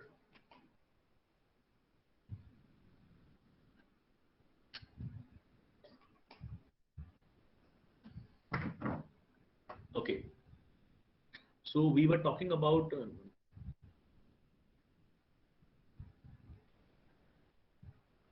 so हमने मानव और आदि मानव देखा. अब दो कैटेगरी और हैं, वो बहुत इंपॉर्टेंट है. सबसे इंपॉर्टेंट कैटेगरी है ये वाली. ये आपको आपके फ्रेंड्स में बहुत मिलेंगे. इनको कहते हैं ज्ञानचंद और Raichand. So they will always give you advices, they will give you lot of free advices, lot of expert advices, but they will only talk, they will never walk. ये लोग सिर्फ बातें करते हैं, ये काम नहीं करते. ये टॉक करते हैं, सिर्फ वॉक नहीं करते, जमीन पे नहीं चलते, ये हवा में उड़ते हैं. तो ये लोग कौन होंगे? प्रोजेक्ट के पहले all these would be covered. I will cover. Anchit, एक बार क्वेश्चन मत लिखो, रिक्वेस्ट है. 120 तक कोई क्वेश्चन मत लिखो एक बार, है ना. I will cover all these things. I am covering. आप एक बार एक काम करो, मैं आपको एक बार स्लाइड देखो. ये 4 हैं, 4 दिन में, और 3 दिन और आऊंगा. अभी मैं ये सारी चीजें कराऊंगा. ठीक है, okay. I'll talk to you all on this. एक बार मुझे बेसिक्स करवा दें 2-5 मिनट में, है ना. So now what I'm telling you is, जो मैं बता रहा हूँ उसको फॉलो करो एक बार प्लीज, रिक्वेस्ट है मेरी. ये भी बहुत इंपॉर्टेंट है, ये आपको हेल्प करेगा. तो मुझे इस पे बताओ, अपने क्वेश्चंस तो आ जाएंगे. I will take care of that. अब मुझे जल्दी से बताओ, are you there with me? मैं जो बता रहा हूँ समझ रहे हो आप? मुझे पता है क्या चाहिए अपने को. तो इस पे फोकस करो एक बार, ठीक है. अब कोई क्वेश्चन नहीं पूछेगा, इस पे चलेंगे अपन 1:20 तक. ठीक है, so now let's what I am talking about is महामानव. कौन है? जो सिर्फ टॉक करते हैं, ये लोग महामानव कहलाते हैं. वो सिर्फ बातें करते हैं, दे डोंट वॉक. मतलब आप उनको प्रोजेक्ट में बोलोगे, आपकी टीम में वो होंगे, they would be in your project team, and what would happen in that, वो प्रोजेक्ट टीम में होंगे और आपको बोलेंगे, आप बोलोगे कल ये काम सबमिट हो जाएगा, बोलो हो जाएगा, बट वो गायब हो जाएंगे. सो दे विल ओनली टॉक. हमेशा बोलेंगे it would be done, it would be done. जैसे आप सपोज आपकी गाड़ी का चालान हो गया और आपने बताया कि यार मेरे 500 रुपए का चालान हो गया, तब ही will say, oh you could have told me, मैं अपने ताऊ जी को फोन कर देता, वो एसपी थे. तो ठीक है, उसके बाद एक दिन आपका फिर चालान हुआ, आप बहुत ही गलत चलाते हो उसका मतलब, सो एक दिन आपका फिर चालान हुआ, देन आपने फिर उसको कॉल किया, अरे ताऊ जी तो आज ही चल बसे, या ताऊ जी तो है ही नहीं, तो वो कभी हेल्प नहीं करेगा, वो सिर्फ बात करेगा। तो ऐसे लोग जो सिर्फ they only talk, they never walk, वो जमीन पे नहीं चलते, वो हवा में उड़ते हैं, ये उड़ने वाले लोग महामानव होते हैं। सो ये सेकंड कैटेगरी आई। तो पहली कैटेगरी आई डूबने वालों की, they are drowning. Second is walking, ये मानव होते हैं। Third is people who are flying, उड़ने वाले महामानव। Now fourth category is very important. Fourth category कौन सी होती है? ये वो लोग होते हैं जो वाइवा में पाए जाते हैं। जब आप वाइवा देने जाते हैं, when you are going for a viva, then what happens, आप 4 या 5 लोग वाइवा देने जाते हो, और जब आपसे क्वेश्चन पूछा जाता है तो कई बार ऐसे लोग होते हैं, किसी से भी पूछे एक बंदा बोल देता है, पूछेंगे बगल वाले से तब भी यही बोलेगा, इससे पूछेंगे तब भी यही बोल रहा है। तो ऐसा मानव जो दूसरे मानव को खाता है वो दानव हो जाता है। So these are the people who eat other man, जो दूसरे लोगों को खाते हैं। सो ये टीम प्लेयर्स नहीं होते। So this is very important. आपको दानव कभी नहीं बनना। ये एग्रेशन देखो, he is trying to eat other people, ये कभी नहीं। सो आपको बेसिकली ये तीनों नहीं बनने हैं, आपको सिर्फ और सिर्फ मानव बने रहना है। अब कई बार हम अपनी जिंदगी में सिचुएशंस के हिसाब से, कई बार हम प्रेशर में आके कुछ और बनने लग जाते हैं। सो अपने ऊपर एक चेक रखिए that you are not going in the category of मानव और महामानव और दानव। So keep a check on yourself. ये एक था। So now let's go to another. मैं बहुत ये बेसिक्स क्लियर करते हुए चल रहा हूँ, और अगर किसी का आज क्वेश्चन रह भी जाता है तो टेंशन मत लेना, I am there with you people, और मैं अपनी लिंक्डइन प्रोफाइल भी आपसे शेयर कर लूंगा। ठीक है। सो अब हम आ जाते हैं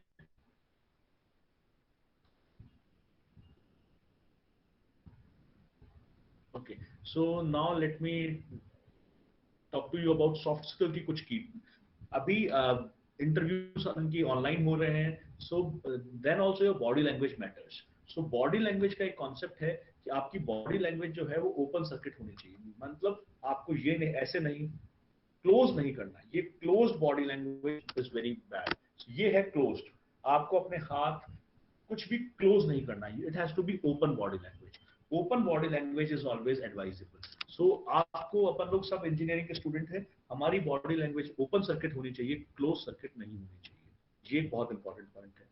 तो आपका जो पोस्चर है वो सब ओपन सर्किट यानी ओपन होना चाहिए। ये हमारे जो 4 लिम्स होते हैं, हैंड्स और 2 लेग, ये क्रॉस नहीं करने चाहिए। ठीक है। इसके बाद एक और चीज, हमारा जो बैठने का तरीका है वो बहुत इंपॉर्टेंट है। इवन जब हम ऑनलाइन इंटरव्यूज के लिए बैठे हुए हैं, एक तो हम ये गलत है, हम लोग ये चीज ना करें, और हम ओवर आगे भी ना झुके, हम आराम से बैठें। दैट मीन्स जो मैंने पहले ये बताया, ये है पैसिव, ये है असर्टिव नॉर्मल, और ये है एग्रेसिव। सो हम इंटरव्यू में, ऑनलाइन में भी ये तीनों चीजों का ध्यान रखें। हम लोग असर्टिव रहें, कैमरा के अंदर से ही आक्रमण करने की मुद्रा में ना आए। सो दैट इज वेरी इंपॉर्टेंट। अब एक बहुत इंपॉर्टेंट चीज है, आपको खुद की तारीफ कभी खुद नहीं करनी है। This is very important. If you are praising yourself, जब भी आप लाइफ में खुद की तारीफ खुद करेंगे, दैट मीन्स आप केआरके हैं, और आप भी जानते हैं केआरके से बड़ी कोई गाली नहीं। सो that is very important.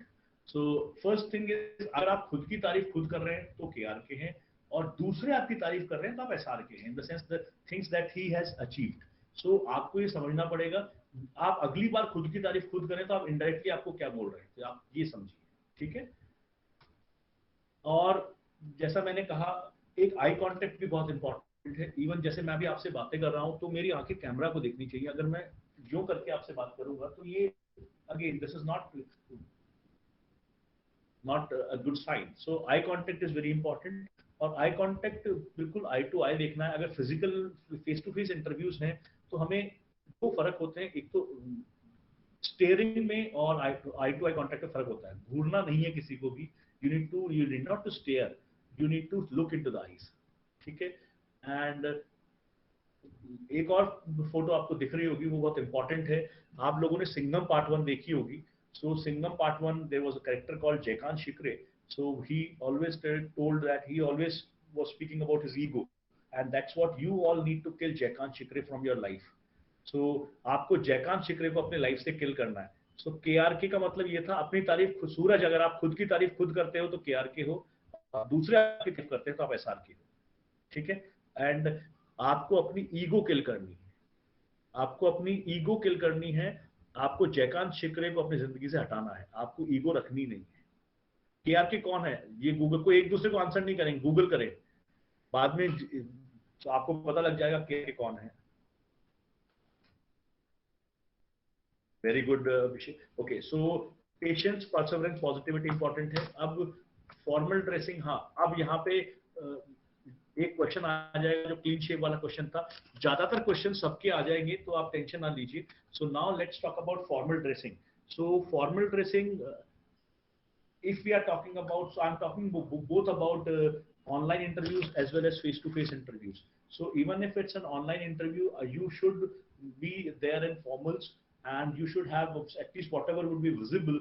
So you should have a tie, a shirt should be there. That is very important. Or आपके attire में, then someone talked about the beard part of it and haircut. So again, haircut, it has to be groomed. That means it should not be shabby. ऐसे नहीं लगे कि आप सोते हुए आए हो। अगर आपके हेयर लॉन्ग है तो उसको ग्रूम तो कर लें एटलीस्ट। आप अगर अभी मान लो in corona times you are not going to the barber, at least you can get that machine itself, so that you can at least groom it. जो आपके unwanted hair है आप उनको यहाँ से सही कर सकते हैं, at least become groomed. So that's what is expected. So grooming is expected. Clean shave if possible, I think it's preferred. But again, if it's not clean shave, if it even you are growing a beard, you should groom it. आप उसको shave करें, trim कर लें, ये बहुत important है। And similarly, I would suggest even for females that go for western outfit, so go for formals. And आपको formals के color हमेशा light colored formals are, shirt का color है वो light color है, it's good. When we are talking about face-to-face interviews, the best part is either navy blue or a black trouser, and light blue, light green, light pink, white, these shirts you should go for. Then tie is optional. अगर आप tie पहन रहे हो तो tie का एक test होता है, ये this button has to be close. आप उसी शर्ट पे टाई लगाएं जिस पे आप ये बटन क्लोज कर पाते हो। अगर आप इसको क्लोज नहीं कर पा रहे हो तो उस शर्ट पे टाई लगाने की कोशिश ना करें। And if you are wearing a tie, tie को ऊपर तक लगा के रखें, ये बटन टाई से छुप जाना चाहिए। That is a testing for the tie. If you are not doing it, then you are not doing it in a proper way. So that's what on the attire. And also there shouldn't be any logo on your shirt. It should be a plain shirt, not like the one that I'm wearing today. So that is another point. So any questions on attire related things, you can ask me immediately.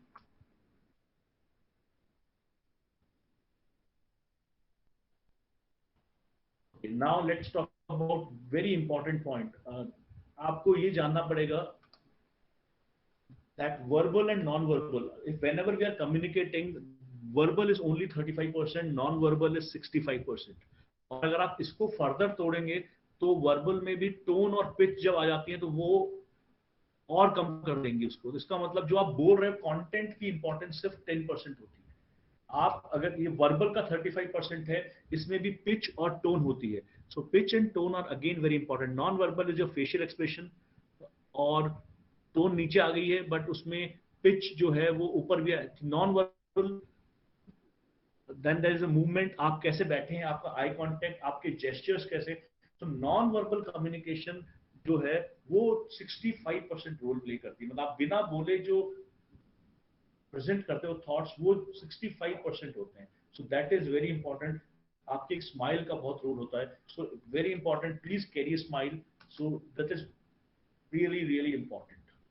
So abhi main, so now let me come to very important point, how to introduce yourself.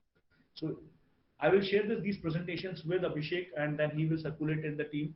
So no need to worry on that. So now very important question, that is the first question in every interview, whether it's technical, non-technical, higher studies. Tell me something about yourself. Now I think on this front, we students of RTU are very very rigid. जो हम लोगों को first year में senior introduction सिखाते हैं, हम उसी introduction को नॉर्मली यहाँ बोलते हैं और उसमें काफी मिलिट्री स्टाइल और वो सब हम सोचते हैं। सो आपको जो बेसिक चीज समझनी है इंट्रोडक्शन के लिए, फर्स्ट थिंग है कि introduction should be human, robotic नहीं होना चाहिए, मैकेनिकल इंट्रोडक्शन नहीं होना चाहिए। That means when you are introducing, it should be human, interactive. So आपके इंट्रोडक्शन में पॉज भी होने चाहिए, आपके इंट्रोडक्शन में पिच और टोन का इन्वॉल्वमेंट भी होना चाहिए। For example, I will just give you sample. So can you please, the question is can you please introduce yourself, and when I से good morning sir, I am Mukesh Vyas, I'm native of Jaipur, I'm pursuing my engineering from Engineering College Kota. So it's very simple. I'm taking pause. I'm another person. Good morning, sir. I'm Rajesh Gupta from Engineering College Kota, Jaipur. Sorry, sir. I'm Rajesh Gupta, engineering. I'm Rajesh Gupta, student of mechanical engineering from Engineering College Kota. My hobbies are. So this is mechanical introduction. What we need to do, very simple, human. So I am pause देखिए, और एक और चीज, there is no need to mug up the introduction. There is no need to mug up. What you need to do, ये format कुछ नहीं है, ये चीजें हैं जो आप इंट्रोडक्शन में बोल सकते हो. These are the things which you, so I have written all these which signifies what all can be talked in the introduction. Now आपको ये सब बोलना जरूरी नहीं है, इनमें से कोई सी 3 या 4 चीजें जो आपको अच्छी लगती हैं. For example, there may be a candidate who likes to talk about family. And at another time, there's a person who doesn't want to talk about family. There's a person who wants to talk about technical skills. There's a person who doesn't want to talk about that. He is more interested in his achievements from non-technical things. There's another person who is crazy about hobbies. Then there's another person who has been an achiever. He wants to talk about his achievements. So you need to pick up what you want to talk about. So मैंने यहाँ पे 5 या 6 चीजें लिखी हैं. Out of those, you need to tell 2 to 3 things which you are comfortable.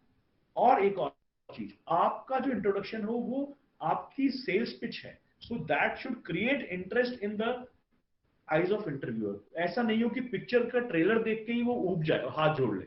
वो trailer देख के आगे बात करने की इच्छा होनी चाहिए. So that is an important point. This is a sales pitch. Your introduction should be so much exciting that the interviewer wants to know more about you. ऐसा नहीं कि वो हाथ ही जोड़ ले. So that is very critical. You should try to make him comfortable, but over promise करके under deliver भी नहीं, बड़ी बड़े नाम भी नहीं देने. एक चीज और, name, I'm writing one important point which is called name dropping. आपको name dropping नहीं है. What is name dropping? Suppose you said, my interest is in machine learning.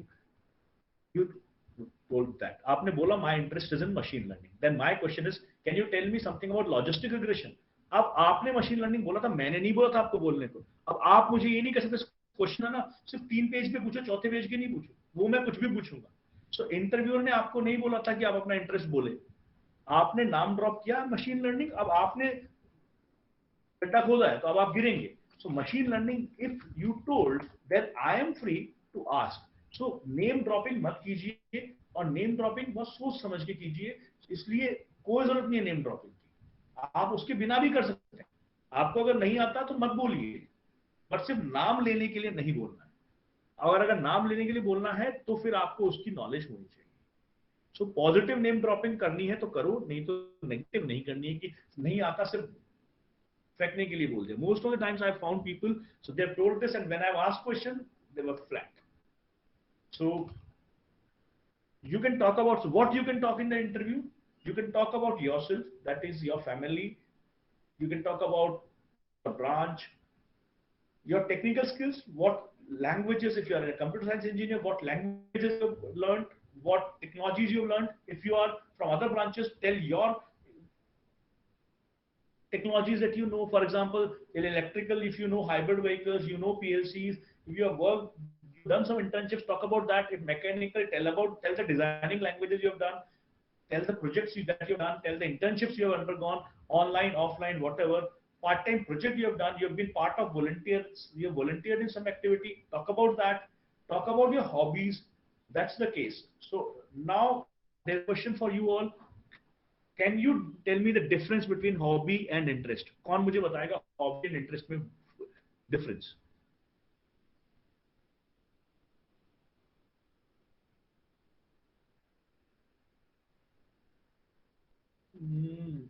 Not, yes. Ashish is rocking. Ashish perfectly fine. Hobbies for free time. But अब आगे मुझे interest भी बताओ.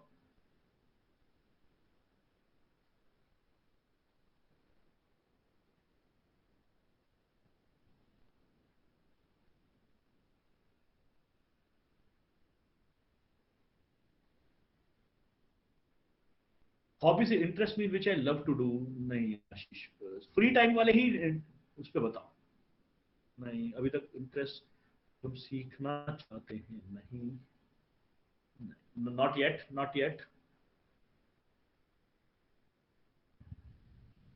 मैं आप लोगों को एक और चीज बोल रहा था, आपके इन्फोसिस के मॉक टेस्ट होंगे एंड दैट मॉक टेस्ट आप अपीयर कीजिए। आप लोगों के लिए we are giving it complimentary because I am there. So वरना ऑनलाइन इट्स 99 रुपीज पर टेस्ट, सो आप प्लीज वो टेस्ट दीजिए सो दैट आपको जब टेस्ट मिले उसको लाइटली नहीं लीजिए, बिकॉज अदरवाइज आपको बाहर से खरीदना पड़ेगा, तो 99 का वन टेस्ट है। चलिए, तो okay, hobbies daily doing, interest का क्या, never get bored doing, interest means, so test, Abhishek will tell you, Ravi, interview want to pursue, never give up, interest is a topic, नहीं, सब ज्ञानबाजी हो गई थोड़ी। ओके, थोड़ा सा रोके। अब आशीष, आपने हॉबी की डेफिनेशन बिल्कुल सही बताई।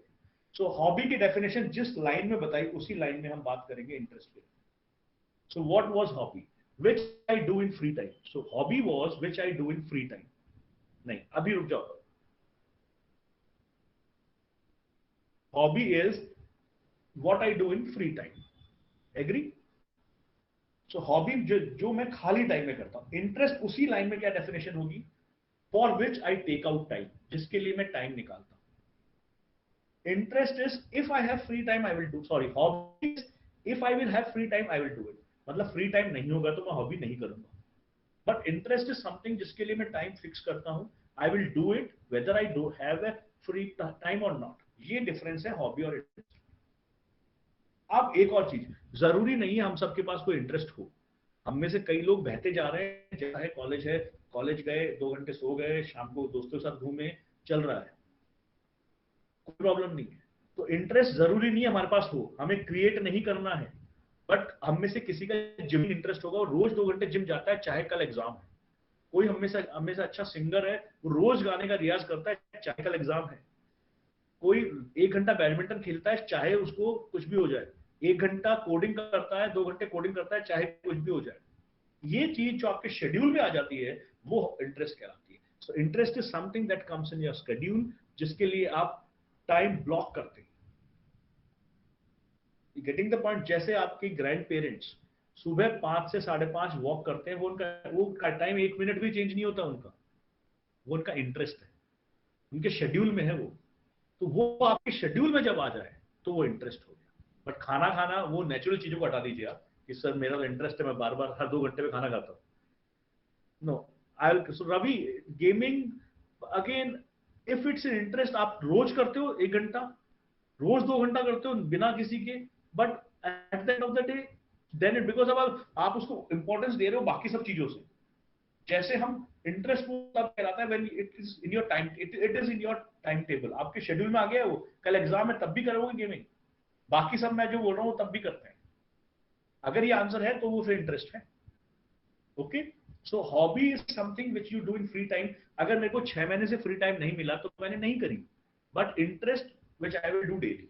अब लॉजिक बताओ कि हॉबी पे टफ क्वेश्चन होगा या इंटरव्यू पे टफ क्वेश्चन? आप ज्यादा टाइम किसको दे रहे हो? You are giving more time to hobby और more time to interest? You are giving more time to interest. So if you will say something as interest, the questions would be of higher level, और hobbies पे question basic level के होते हैं। So interest पे questions PhD level के होंगे sort of। आपने कहा कि my interest is coding, so they will ask you typical questions, but you will say my hobby is playing cricket, so cricket के basic questions पूछेंगे। You're getting the point, just to verify whether you do it or not. So ये हो गया hobby और interest। एक बहुत important चीज है interview and, so when we talk about companies, यहाँ पे मैं एक काम करता हूँ, आप एक क्वेश्चन ले लेता हूँ जो this was about the pattern and the cut off. So कोई भी कंपनी है, you need to understand that whenever there is any company,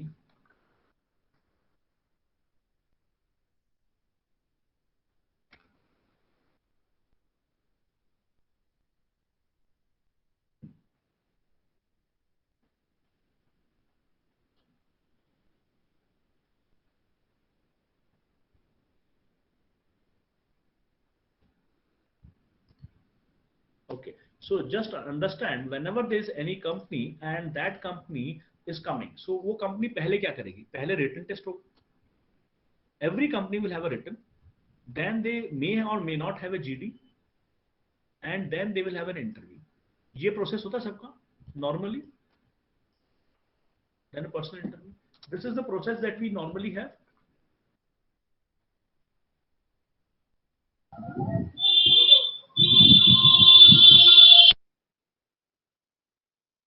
So written test, GD and an interview. Now written test में क्या होता है? Written test normally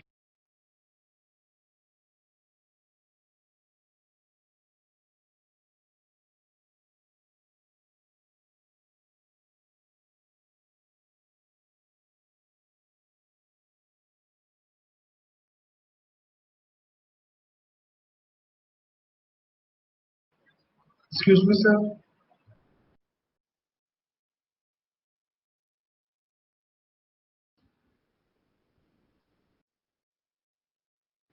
okay, sorry.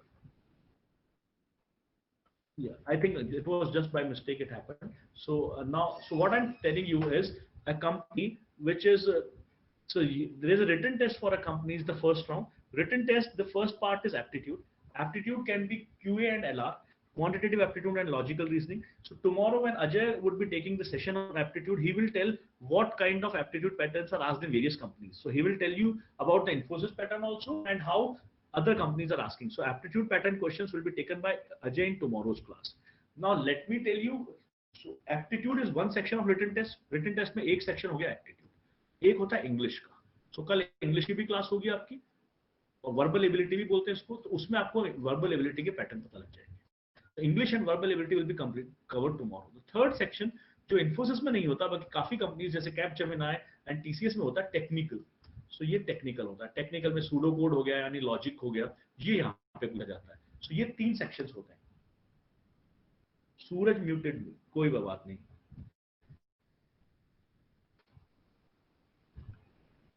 सूरज को आवाज अच्छी नहीं लग रही थी मेरी. ठीक है. So अब आपको, so written test you have aptitude, you have English, you have technical.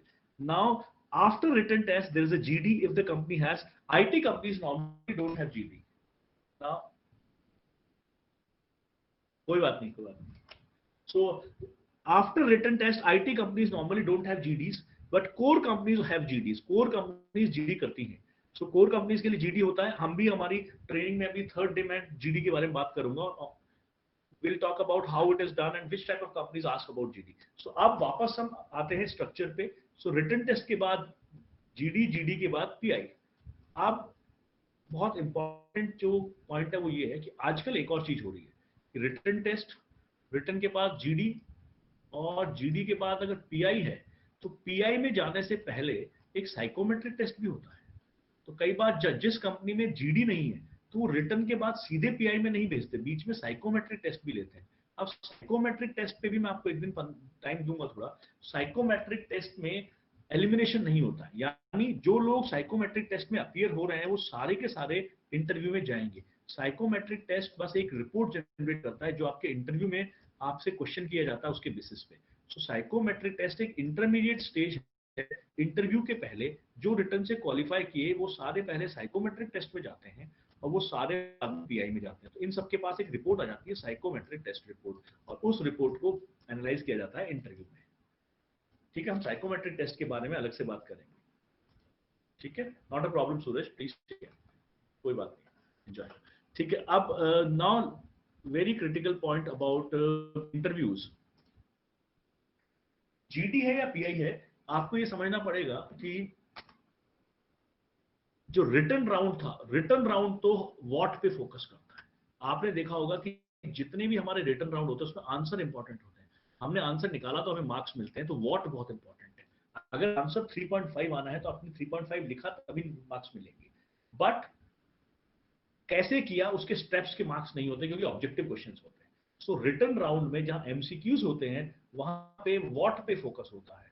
इसका मतलब रिटन राउंड ने हमारा व्हाट देख लिया. अब हम आते हैं इंटरव्यू और GD में. इंटरव्यू और GD में व्हाट इंपॉर्टेंट नहीं होता. अगर उनको व्हाट ही टेस्ट करना होता तो वो रिटर्न में ही क्वेश्चन पूछ लेते हैं। इसलिए अगर आपसे इंटरव्यू में कोई पजल पूछी जाती है, if they are asking you any question in interview, then please try to solve it. हाथ से चला के उसको सॉल्व करो, वो सीधे आंसर ओरल देने की कोशिश ना करो। This is not an written round, not a written round. So how is important. So they would be judging you on how.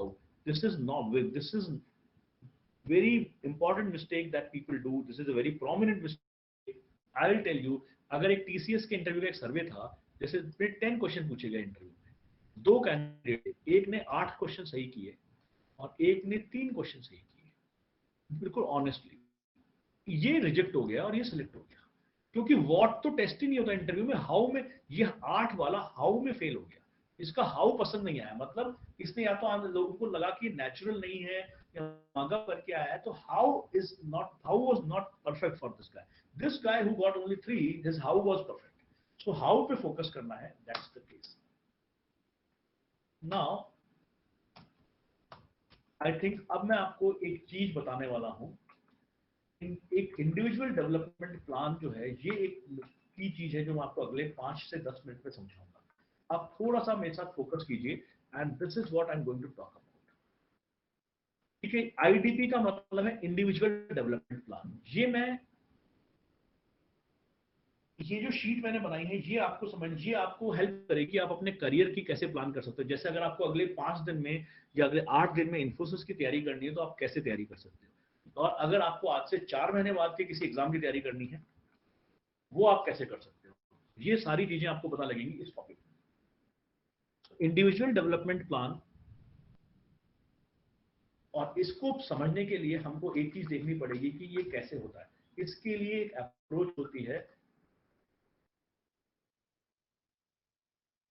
Individual development plan बनता कैसे है। सबसे पहले हमें हमारा अल्टीमेट गोल, जो हमारा टारगेट है, वो पता करना होता है। तो हमारा वो टारगेट क्या है, वो टारगेट जो होता है वो उसे हम गोल बोलते हैं। अल्टीमेट, फॉर एग्जांपल, आज अपन लोग बोलते हैं कि 1 अक्टूबर को मेरे पास इन्फोसिस का ऑफर लेटर होना चाहिए, यानी इन्फोसिस में ये अगर किसी का 1 तारीख, तो उस डेट के साथ वो गोल लिखो, 1 अक्टूबर इन्फी जॉब, ये मेरा गोल हो गया सपोज। अब मैं किसी को मान लो इन्फोसिस, ये 1 का गोल हो गया, ठीक। अब हम इसको गोल बना देते हैं। तो ये मेरा गोल है कि I have to get that Infosys job on 1 October, ये मेरा गोल हो गया। अब ये गोल एक बताया मैंने, अभी हम एक ऐसे आप 2-3 गोल भी आइडेंटिफाई कर सकते हैं, उनकी डेट लिखनी जरूरी है। अब आपने गोल लिख दिया, अब 1 अक्टूबर को जॉब चाहिए, आज आप 23 तारीख को बैठे हो, तो ऐसे बैठे बैठे तो मिल नहीं जाएगा। अब इस गोल को ब्रेक करो छोटे छोटे ऑब्जेक्टिव्स में। इसका मतलब अगर 1 तारीख को जॉब चाहिए, तो आज 23 तारीख है, तो 25 तारीख को भी कुछ होना चाहिए, 27 तारीख को भी कुछ होना चाहिए। छोटे छोटे माइलस्टोन्स फिक्स करो। वो छोटे जो गोल को हम छोटे छोटे गोल्स में तोड़ेंगे, वो छोटे सब गोल बोलो, उसको ऑब्जेक्टिव बोलते हैं। We will break the goal into smaller objectives. For example, अगर मुझे 1 अक्टूबर को इन्फोसिस का जॉब चाहिए, तो मुझे प्रैक्टिस टेस्ट जो WAE के मेरे को मिलेंगे, उस टेस्ट में मेरे मार्क्स अच्छे आने चाहिए। तो मैं सबसे पहले, okay, is it clear now? मैं थोड़ा पीछे बैठ गया था शायद। Is it better now? या सो what I need to do, if my goal is to get the Infi job on 1 October, अब मैं छोटे ऑब्जेक्टिव क्या कर सकता हूँ। तो इसका मतलब मेरा ऑब्जेक्टिव है, मुझे 25, 27 और 29 तारीख को जो WAE के टेस्ट हों, मान लो ये डेट्स हैं, so I should crack them with more than 60%। हाँ, एक किसी ने क्वेश्चन पूछा था इन्फोसिस में सारे सेक्शंस की कट ऑफ अबव 50 होती है और ओवरऑल 60 होती है मोस्टली। आपको ये मिनिमम टारगेट करनी है, 50 in each section and 60 overall. ये टारगेट करेंगे तो मोस्टली इन्फोसिस क्रैक हो जाएगा, ठीक है। तो अब आपने ऑब्जेक्टिव क्या बनाया। गोल तो था 1 तारीख को इन्फोसिस का जॉब ऑफर आ जाए। छोटे ऑब्जेक्टिव क्या, 25 तारीख को मेरे को WAE के टेस्ट में, 25 तारीख को, 27 को और 29 को मेरे को 70% आए, तो वो भी फिक्स कर दो। 70 आएंगे यहाँ पे, तो वहां जाके 60 आएंगे। एग्री? अब ये हो गया ऑब्जेक्टिव। अब ऑब्जेक्टिव भी तो ऐसे थोड़ी WAE के टेस्ट में आ थोड़ी जाएंगे 25 तारीख को मेरे मार्क्स। अब उसको मेरे को, आज मैं 23 को बैठा हूं, तो 2 दिन क्या करूं, 2 दिन में एक्शंस। तो goal, objective, action, Goa. G for goal, O for objective, A for action. Goal को आपने तोड़ा ऑब्जेक्टिव में, अब आप ऑब्जेक्टिव को तोड़ो एक्शन में। तो आपने जैसे गोल ये था, तो गोल इन्फी जॉब था, इसको आपने तोड़ लिया 3 टेस्ट में, 25 सितंबर, 27 सितंबर और 29 सितंबर। फिर आपने उसके एक्शन में क्या हुआ, एक्शन 1 बना लो कि डेली 3 घंटे एप्टीट्यूड करूंगा, 3 आवर एप्टीट्यूड करूंगा, डेली 2 आवर इंग्लिश करूंगा, और डेली 1 आवर रेज्यूमे और अपने इंटरव्यू की तैयारी करूंगा। ये मैंने डेली एक्शन लिख लिए, ये डेली में करूंगा। तो मैं 23 को भी करूंगा, 24 को भी करूंगा, तो 25 को मेरा पहला हो गया। फिर 25 को देखा और कमी आ गई, कम रहा, तो 26 27 को करूंगा। तो ऑब्जेक्टिव को ब्रेक करो एक्शंस में। So this is the point. So we are breaking the objective into action. So goal has to be divided into objective and then into actions. Okay? Excuse me. Is it better now? Okay, maybe कई बार किसी का network कमजोर हो जाता है, कोई tension नहीं। So आपको गोवा का कॉन्सेप्ट समझ आया? अब now what you need to do, आपको एक चीज बहुत ध्यान रखनी है, आपको ऑब्जेक्टिव और एक्शन जब बताने हैं तो आपको स्मार्ट मेथोडोलॉजी फॉलो करनी है। एस का स्पेसिफिक, स्पेसिफिक मींस आपको बताना है कि आपका ऑब्जेक्टिव स्मार्ट होगा। तो स्पेसिफिक, मैं डब्ल्यूए का टेस्ट दूंगा, उसमें मेरे मार्क्स है। मेजरेबल परसेंटेज कितने आए, 70 आए। अचीवेबल, अटेनेबल, अचीवेबल होने चाहिए कि हो सकते हैं मेरे अगर मान लो 25 वाले टेस्ट में मेरे 15% आए, तो सीधे मेरे अगले वाले में 50-70 नहीं आ जाएंगे। तो अपना ऑब्जेक्ट, अपना गोल फिर चेंज कर लो। रेलिवेंट, वो रेलिवेंट होना चाहिए। आप डब्ल्यूए का टेस्ट जो दे रहे हो वो इन्फोसिस वाला दो, आप और रेलिवेंट टेस्ट देना चाहिए। टाइम बाउंड, आपने डेट फिक्स करी है। तो स्मार्ट की डेफिनेशन होगी specific, measurable, achievable, relevant and time bound. Infosys always written is ratio. एक ये क्वेश्चन पूछा रवि आपने, जो अपना कॉलेज है आरटीयू में उल्टा है, बाकी राजस्थान में इजी है। बाकी राजस्थान में जितने लोग रिटर्न निकालते हैं उसमें से 80% का सिलेक्शन हो जाता है, हमारे यहाँ 60% का ही होता है। सो आई थिंक हम लोगों को थोड़ा, आरटीयू के स्टूडेंट्स को थोड़ा इंटरव्यू में इश्यू आता है, I don't know why. So interview को सीरियसली नहीं लेते हम लोग। सो आई थिंक आरटीयू के लिए इंटरव्यू प्रॉब्लम रहा है, बट नॉर्मली जो सिलेक्शन रेट है वो इन्फोसिस में इंटरव्यूज में 80% के आसपास रहती है। ओके, सो नाउ अब आपको मैं 2 चीजें बताना चाहता हूं। वो क्या है? लास्ट चीज, आपको अपने लिए एक शीट बनानी होगी कि ये चीज है करियर गोल और स्किल, ये बहुत इंपॉर्टेंट है। ये जैसे मैंने बोला कि आपने करियर गोल डाला कि मेरा 1 अक्टूबर को इन्फोसिस में होना चाहिए, ये आपने करियर गोल बनाया है, 1 अक्टूबर इन्फोसिस, करियर हो गया। ये गोल के लिए आपने ऑब्जेक्टिव बना दिए। ये तो आपने पिछले पेज पे अपन ने जो किया था वो किया। आपने करियर, जॉब से रिलेटेड जितने गोल होते हैं वो करियर गोल होते हैं। तो आपने पहले ये पार्ट भी भरा जाता है। बट आप मुझे बताओ, इन्फोसिस का जो करियर गोल है उसको अचीव करने के लिए स्किल कौन से चाहिए, कौन से एरियाज में आपको? एप्टीट्यूड है, वर्बल एबिलिटी है और इंटरव्यू है। ये 3 स्किल चाहिए। आप इन 3 चीजों में आप कहां पे वीक हो। तो आप जब पहला टेस्ट दे दोगे डब्ल्यूएई का, तो आपको पता लग जाएगा कि एप्टीट्यूड और वर्बल एबिलिटी में कहां आप वीक हो। आप उनमें से जिसमें आप वीक हो उसके स्किल में, जो स्किल आपके पास नहीं है उसकी तैयारी करनी है अपने को। जो स्किल है उसको तो हम मानते हैं कि हम खुद देख लेंगे। तो अब मान लो आपका वर्बल एबिलिटी कमजोर है, तो आप वर्बल एबिलिटी को स्किल का गोल बनाओ कि मेरा वर्बल एबिलिटी का स्किल इतना हो जाए कि मेरे 80% आ जाए। ऑब्जेक्टिव 1, तो जो स्किल है वर्बल एबिलिटी एक स्किल हो गया। इसका दूसरा इंटरव्यू स्किल, तो इंटरव्यू हो गया और वर्बल एबिलिटी हो गया। तो पहला गोल का आपने नाम दे दिया वर्बल एबिलिटी, मेरा स्किल में प्रोफिशिएंसी लेनी है। दूसरा पहले गोल की बात करें वर्बल एबिलिटी। अब वर्बल एबिलिटी में पहला ऑब्जेक्टिव है कि मैं रीडिंग कॉम्प्रिहेंशन जो उसका एक पार्ट है उसको अच्छा कर लूं। उसके लिए डेली में 3 पैसेज करूंगा, डेली में 5 पैसेज करूंगा। ऐसे ही मैं ऑब्जेक्टिव 2 करता हूं, वोकैबुलरी अच्छी कर लूं, मैं डेली 500 वर्ड करूंगा। ये मेरा तरीका हो सकता है। ठीक है, सो ये एक आईडीपी का कॉन्सेप्ट है। ठीक है, now I think just give me, I think I am done mostly. ये स्लाइड आपको मिल जाएगी, बाकी हम ये चीज कल करेंगे। ओके। ओके, सो अब मैं एक दो क्वेश्चंस जो आपके थे कोडिंग, हाँ, so let me answer that question that you have how can non CS students improve their coding. So मैंने जो बोला कि आप अपना गोल उसको बनाएं, तो आप गोवा वाली अप्रोच यूज करेंगे। गोल आप क्या करेंगे, सिंपल, आप ये वाली अप्रोच यूज करेंगे। मैं आपको यहां बताता हूं नॉन सीएस स्टूडेंट्स कैसे अपनी कोडिंग इंक्रीज करेंगे।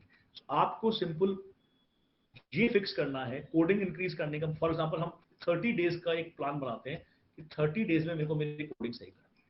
तो अब आप इसको ये बनाओ कि ये गोल सेट कर दो कि 30 डेज के बाद मेरे को कोई कोडिंग प्लेटफॉर्म पकड़ लो। मान लो आपने कोड शेफ पकड़ लिया, तो कोड शेफ में टारगेट फिक्स कर दो कि 30 डेज में मेरी ये रैंक आ जानी चाहिए, एक्स रैंक आ जानी चाहिए। ये फिक्स कर दिया। अब इसके छोटे माइलस्टोन कर दो कि 10 दिन में मेरी 25% ऑफ एक्स अचीव कर लूं, 25% अचीव कर लूं 10 दिन में, तो 20 दिन में 60% अचीव कर लूं, और 30वें दिन में मैं पूरा कर लूं 100%। ये मैंने टारगेट फिक्स कर दिया, तो मेजरेबल हो गया कि कोड शेफ को यूज कर रहा हूं। अब इसके बाद ये तो हो गया गोल। गोल तो हो गया कि 30 दिन में मेरे को कोड शेफ पे ये एक्स रैंक चाहिए, और ऑब्जेक्टिव हो गए 10 दिन बाद इतनी चाहिए, 20 दिन बाद इतनी, ये 3 ऑब्जेक्टिव हो गए। अब एक्शन है कि डेली 3 घंटे में कोडिंग करूं। इसके बाद और क्या करूं, ये सब चीजें डेली में थोड़ा पढ़ूं। as they are hiring the students for the same post, so they are going to ask the same level of coding questions in interview they hardly ask any question, guys.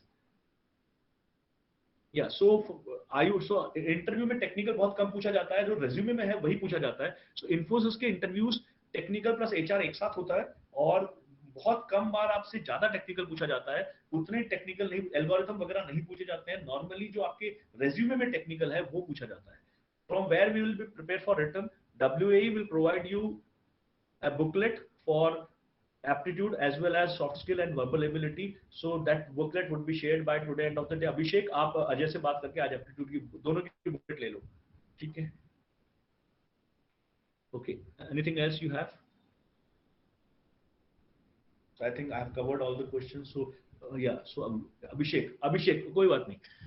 I want to go for high studies for animation, so that they will still consider my 12th basis, or they would consider my BTech degree.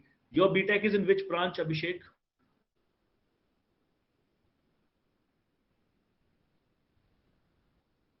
Abhishek, your branch, VVDP, Abhishek?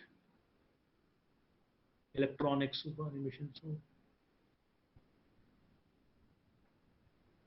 So are some courses, so I think what is, it doesn't matter, you will be, because electronics is, again I will tell you what, so forget about electronics, what have you done in animation? आपने कोई course किया animation में भी? इन 4 साल में कुछ सीखा है, कुछ कर पा रहे हो animation?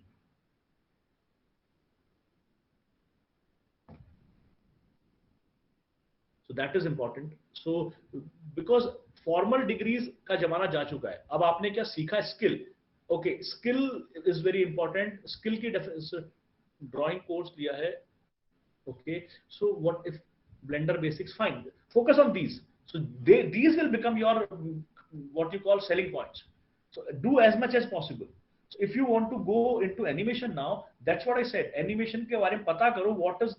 What are the prevalent technologies related to animation, and try to attain proficiency in them. And then you can prepare your pitch based on that. Okay? Insurance and finance companies, what skills they are asking, is it good?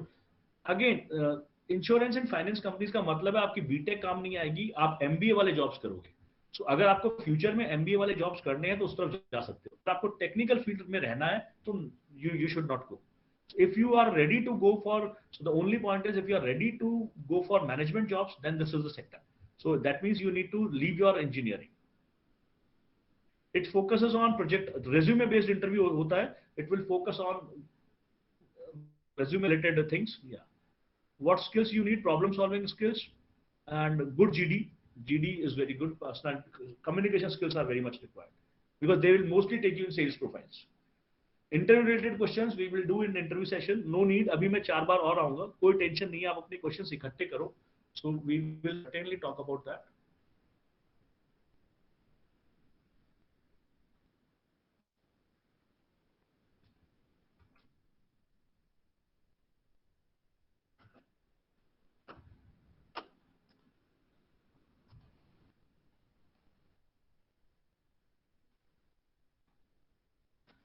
Okay.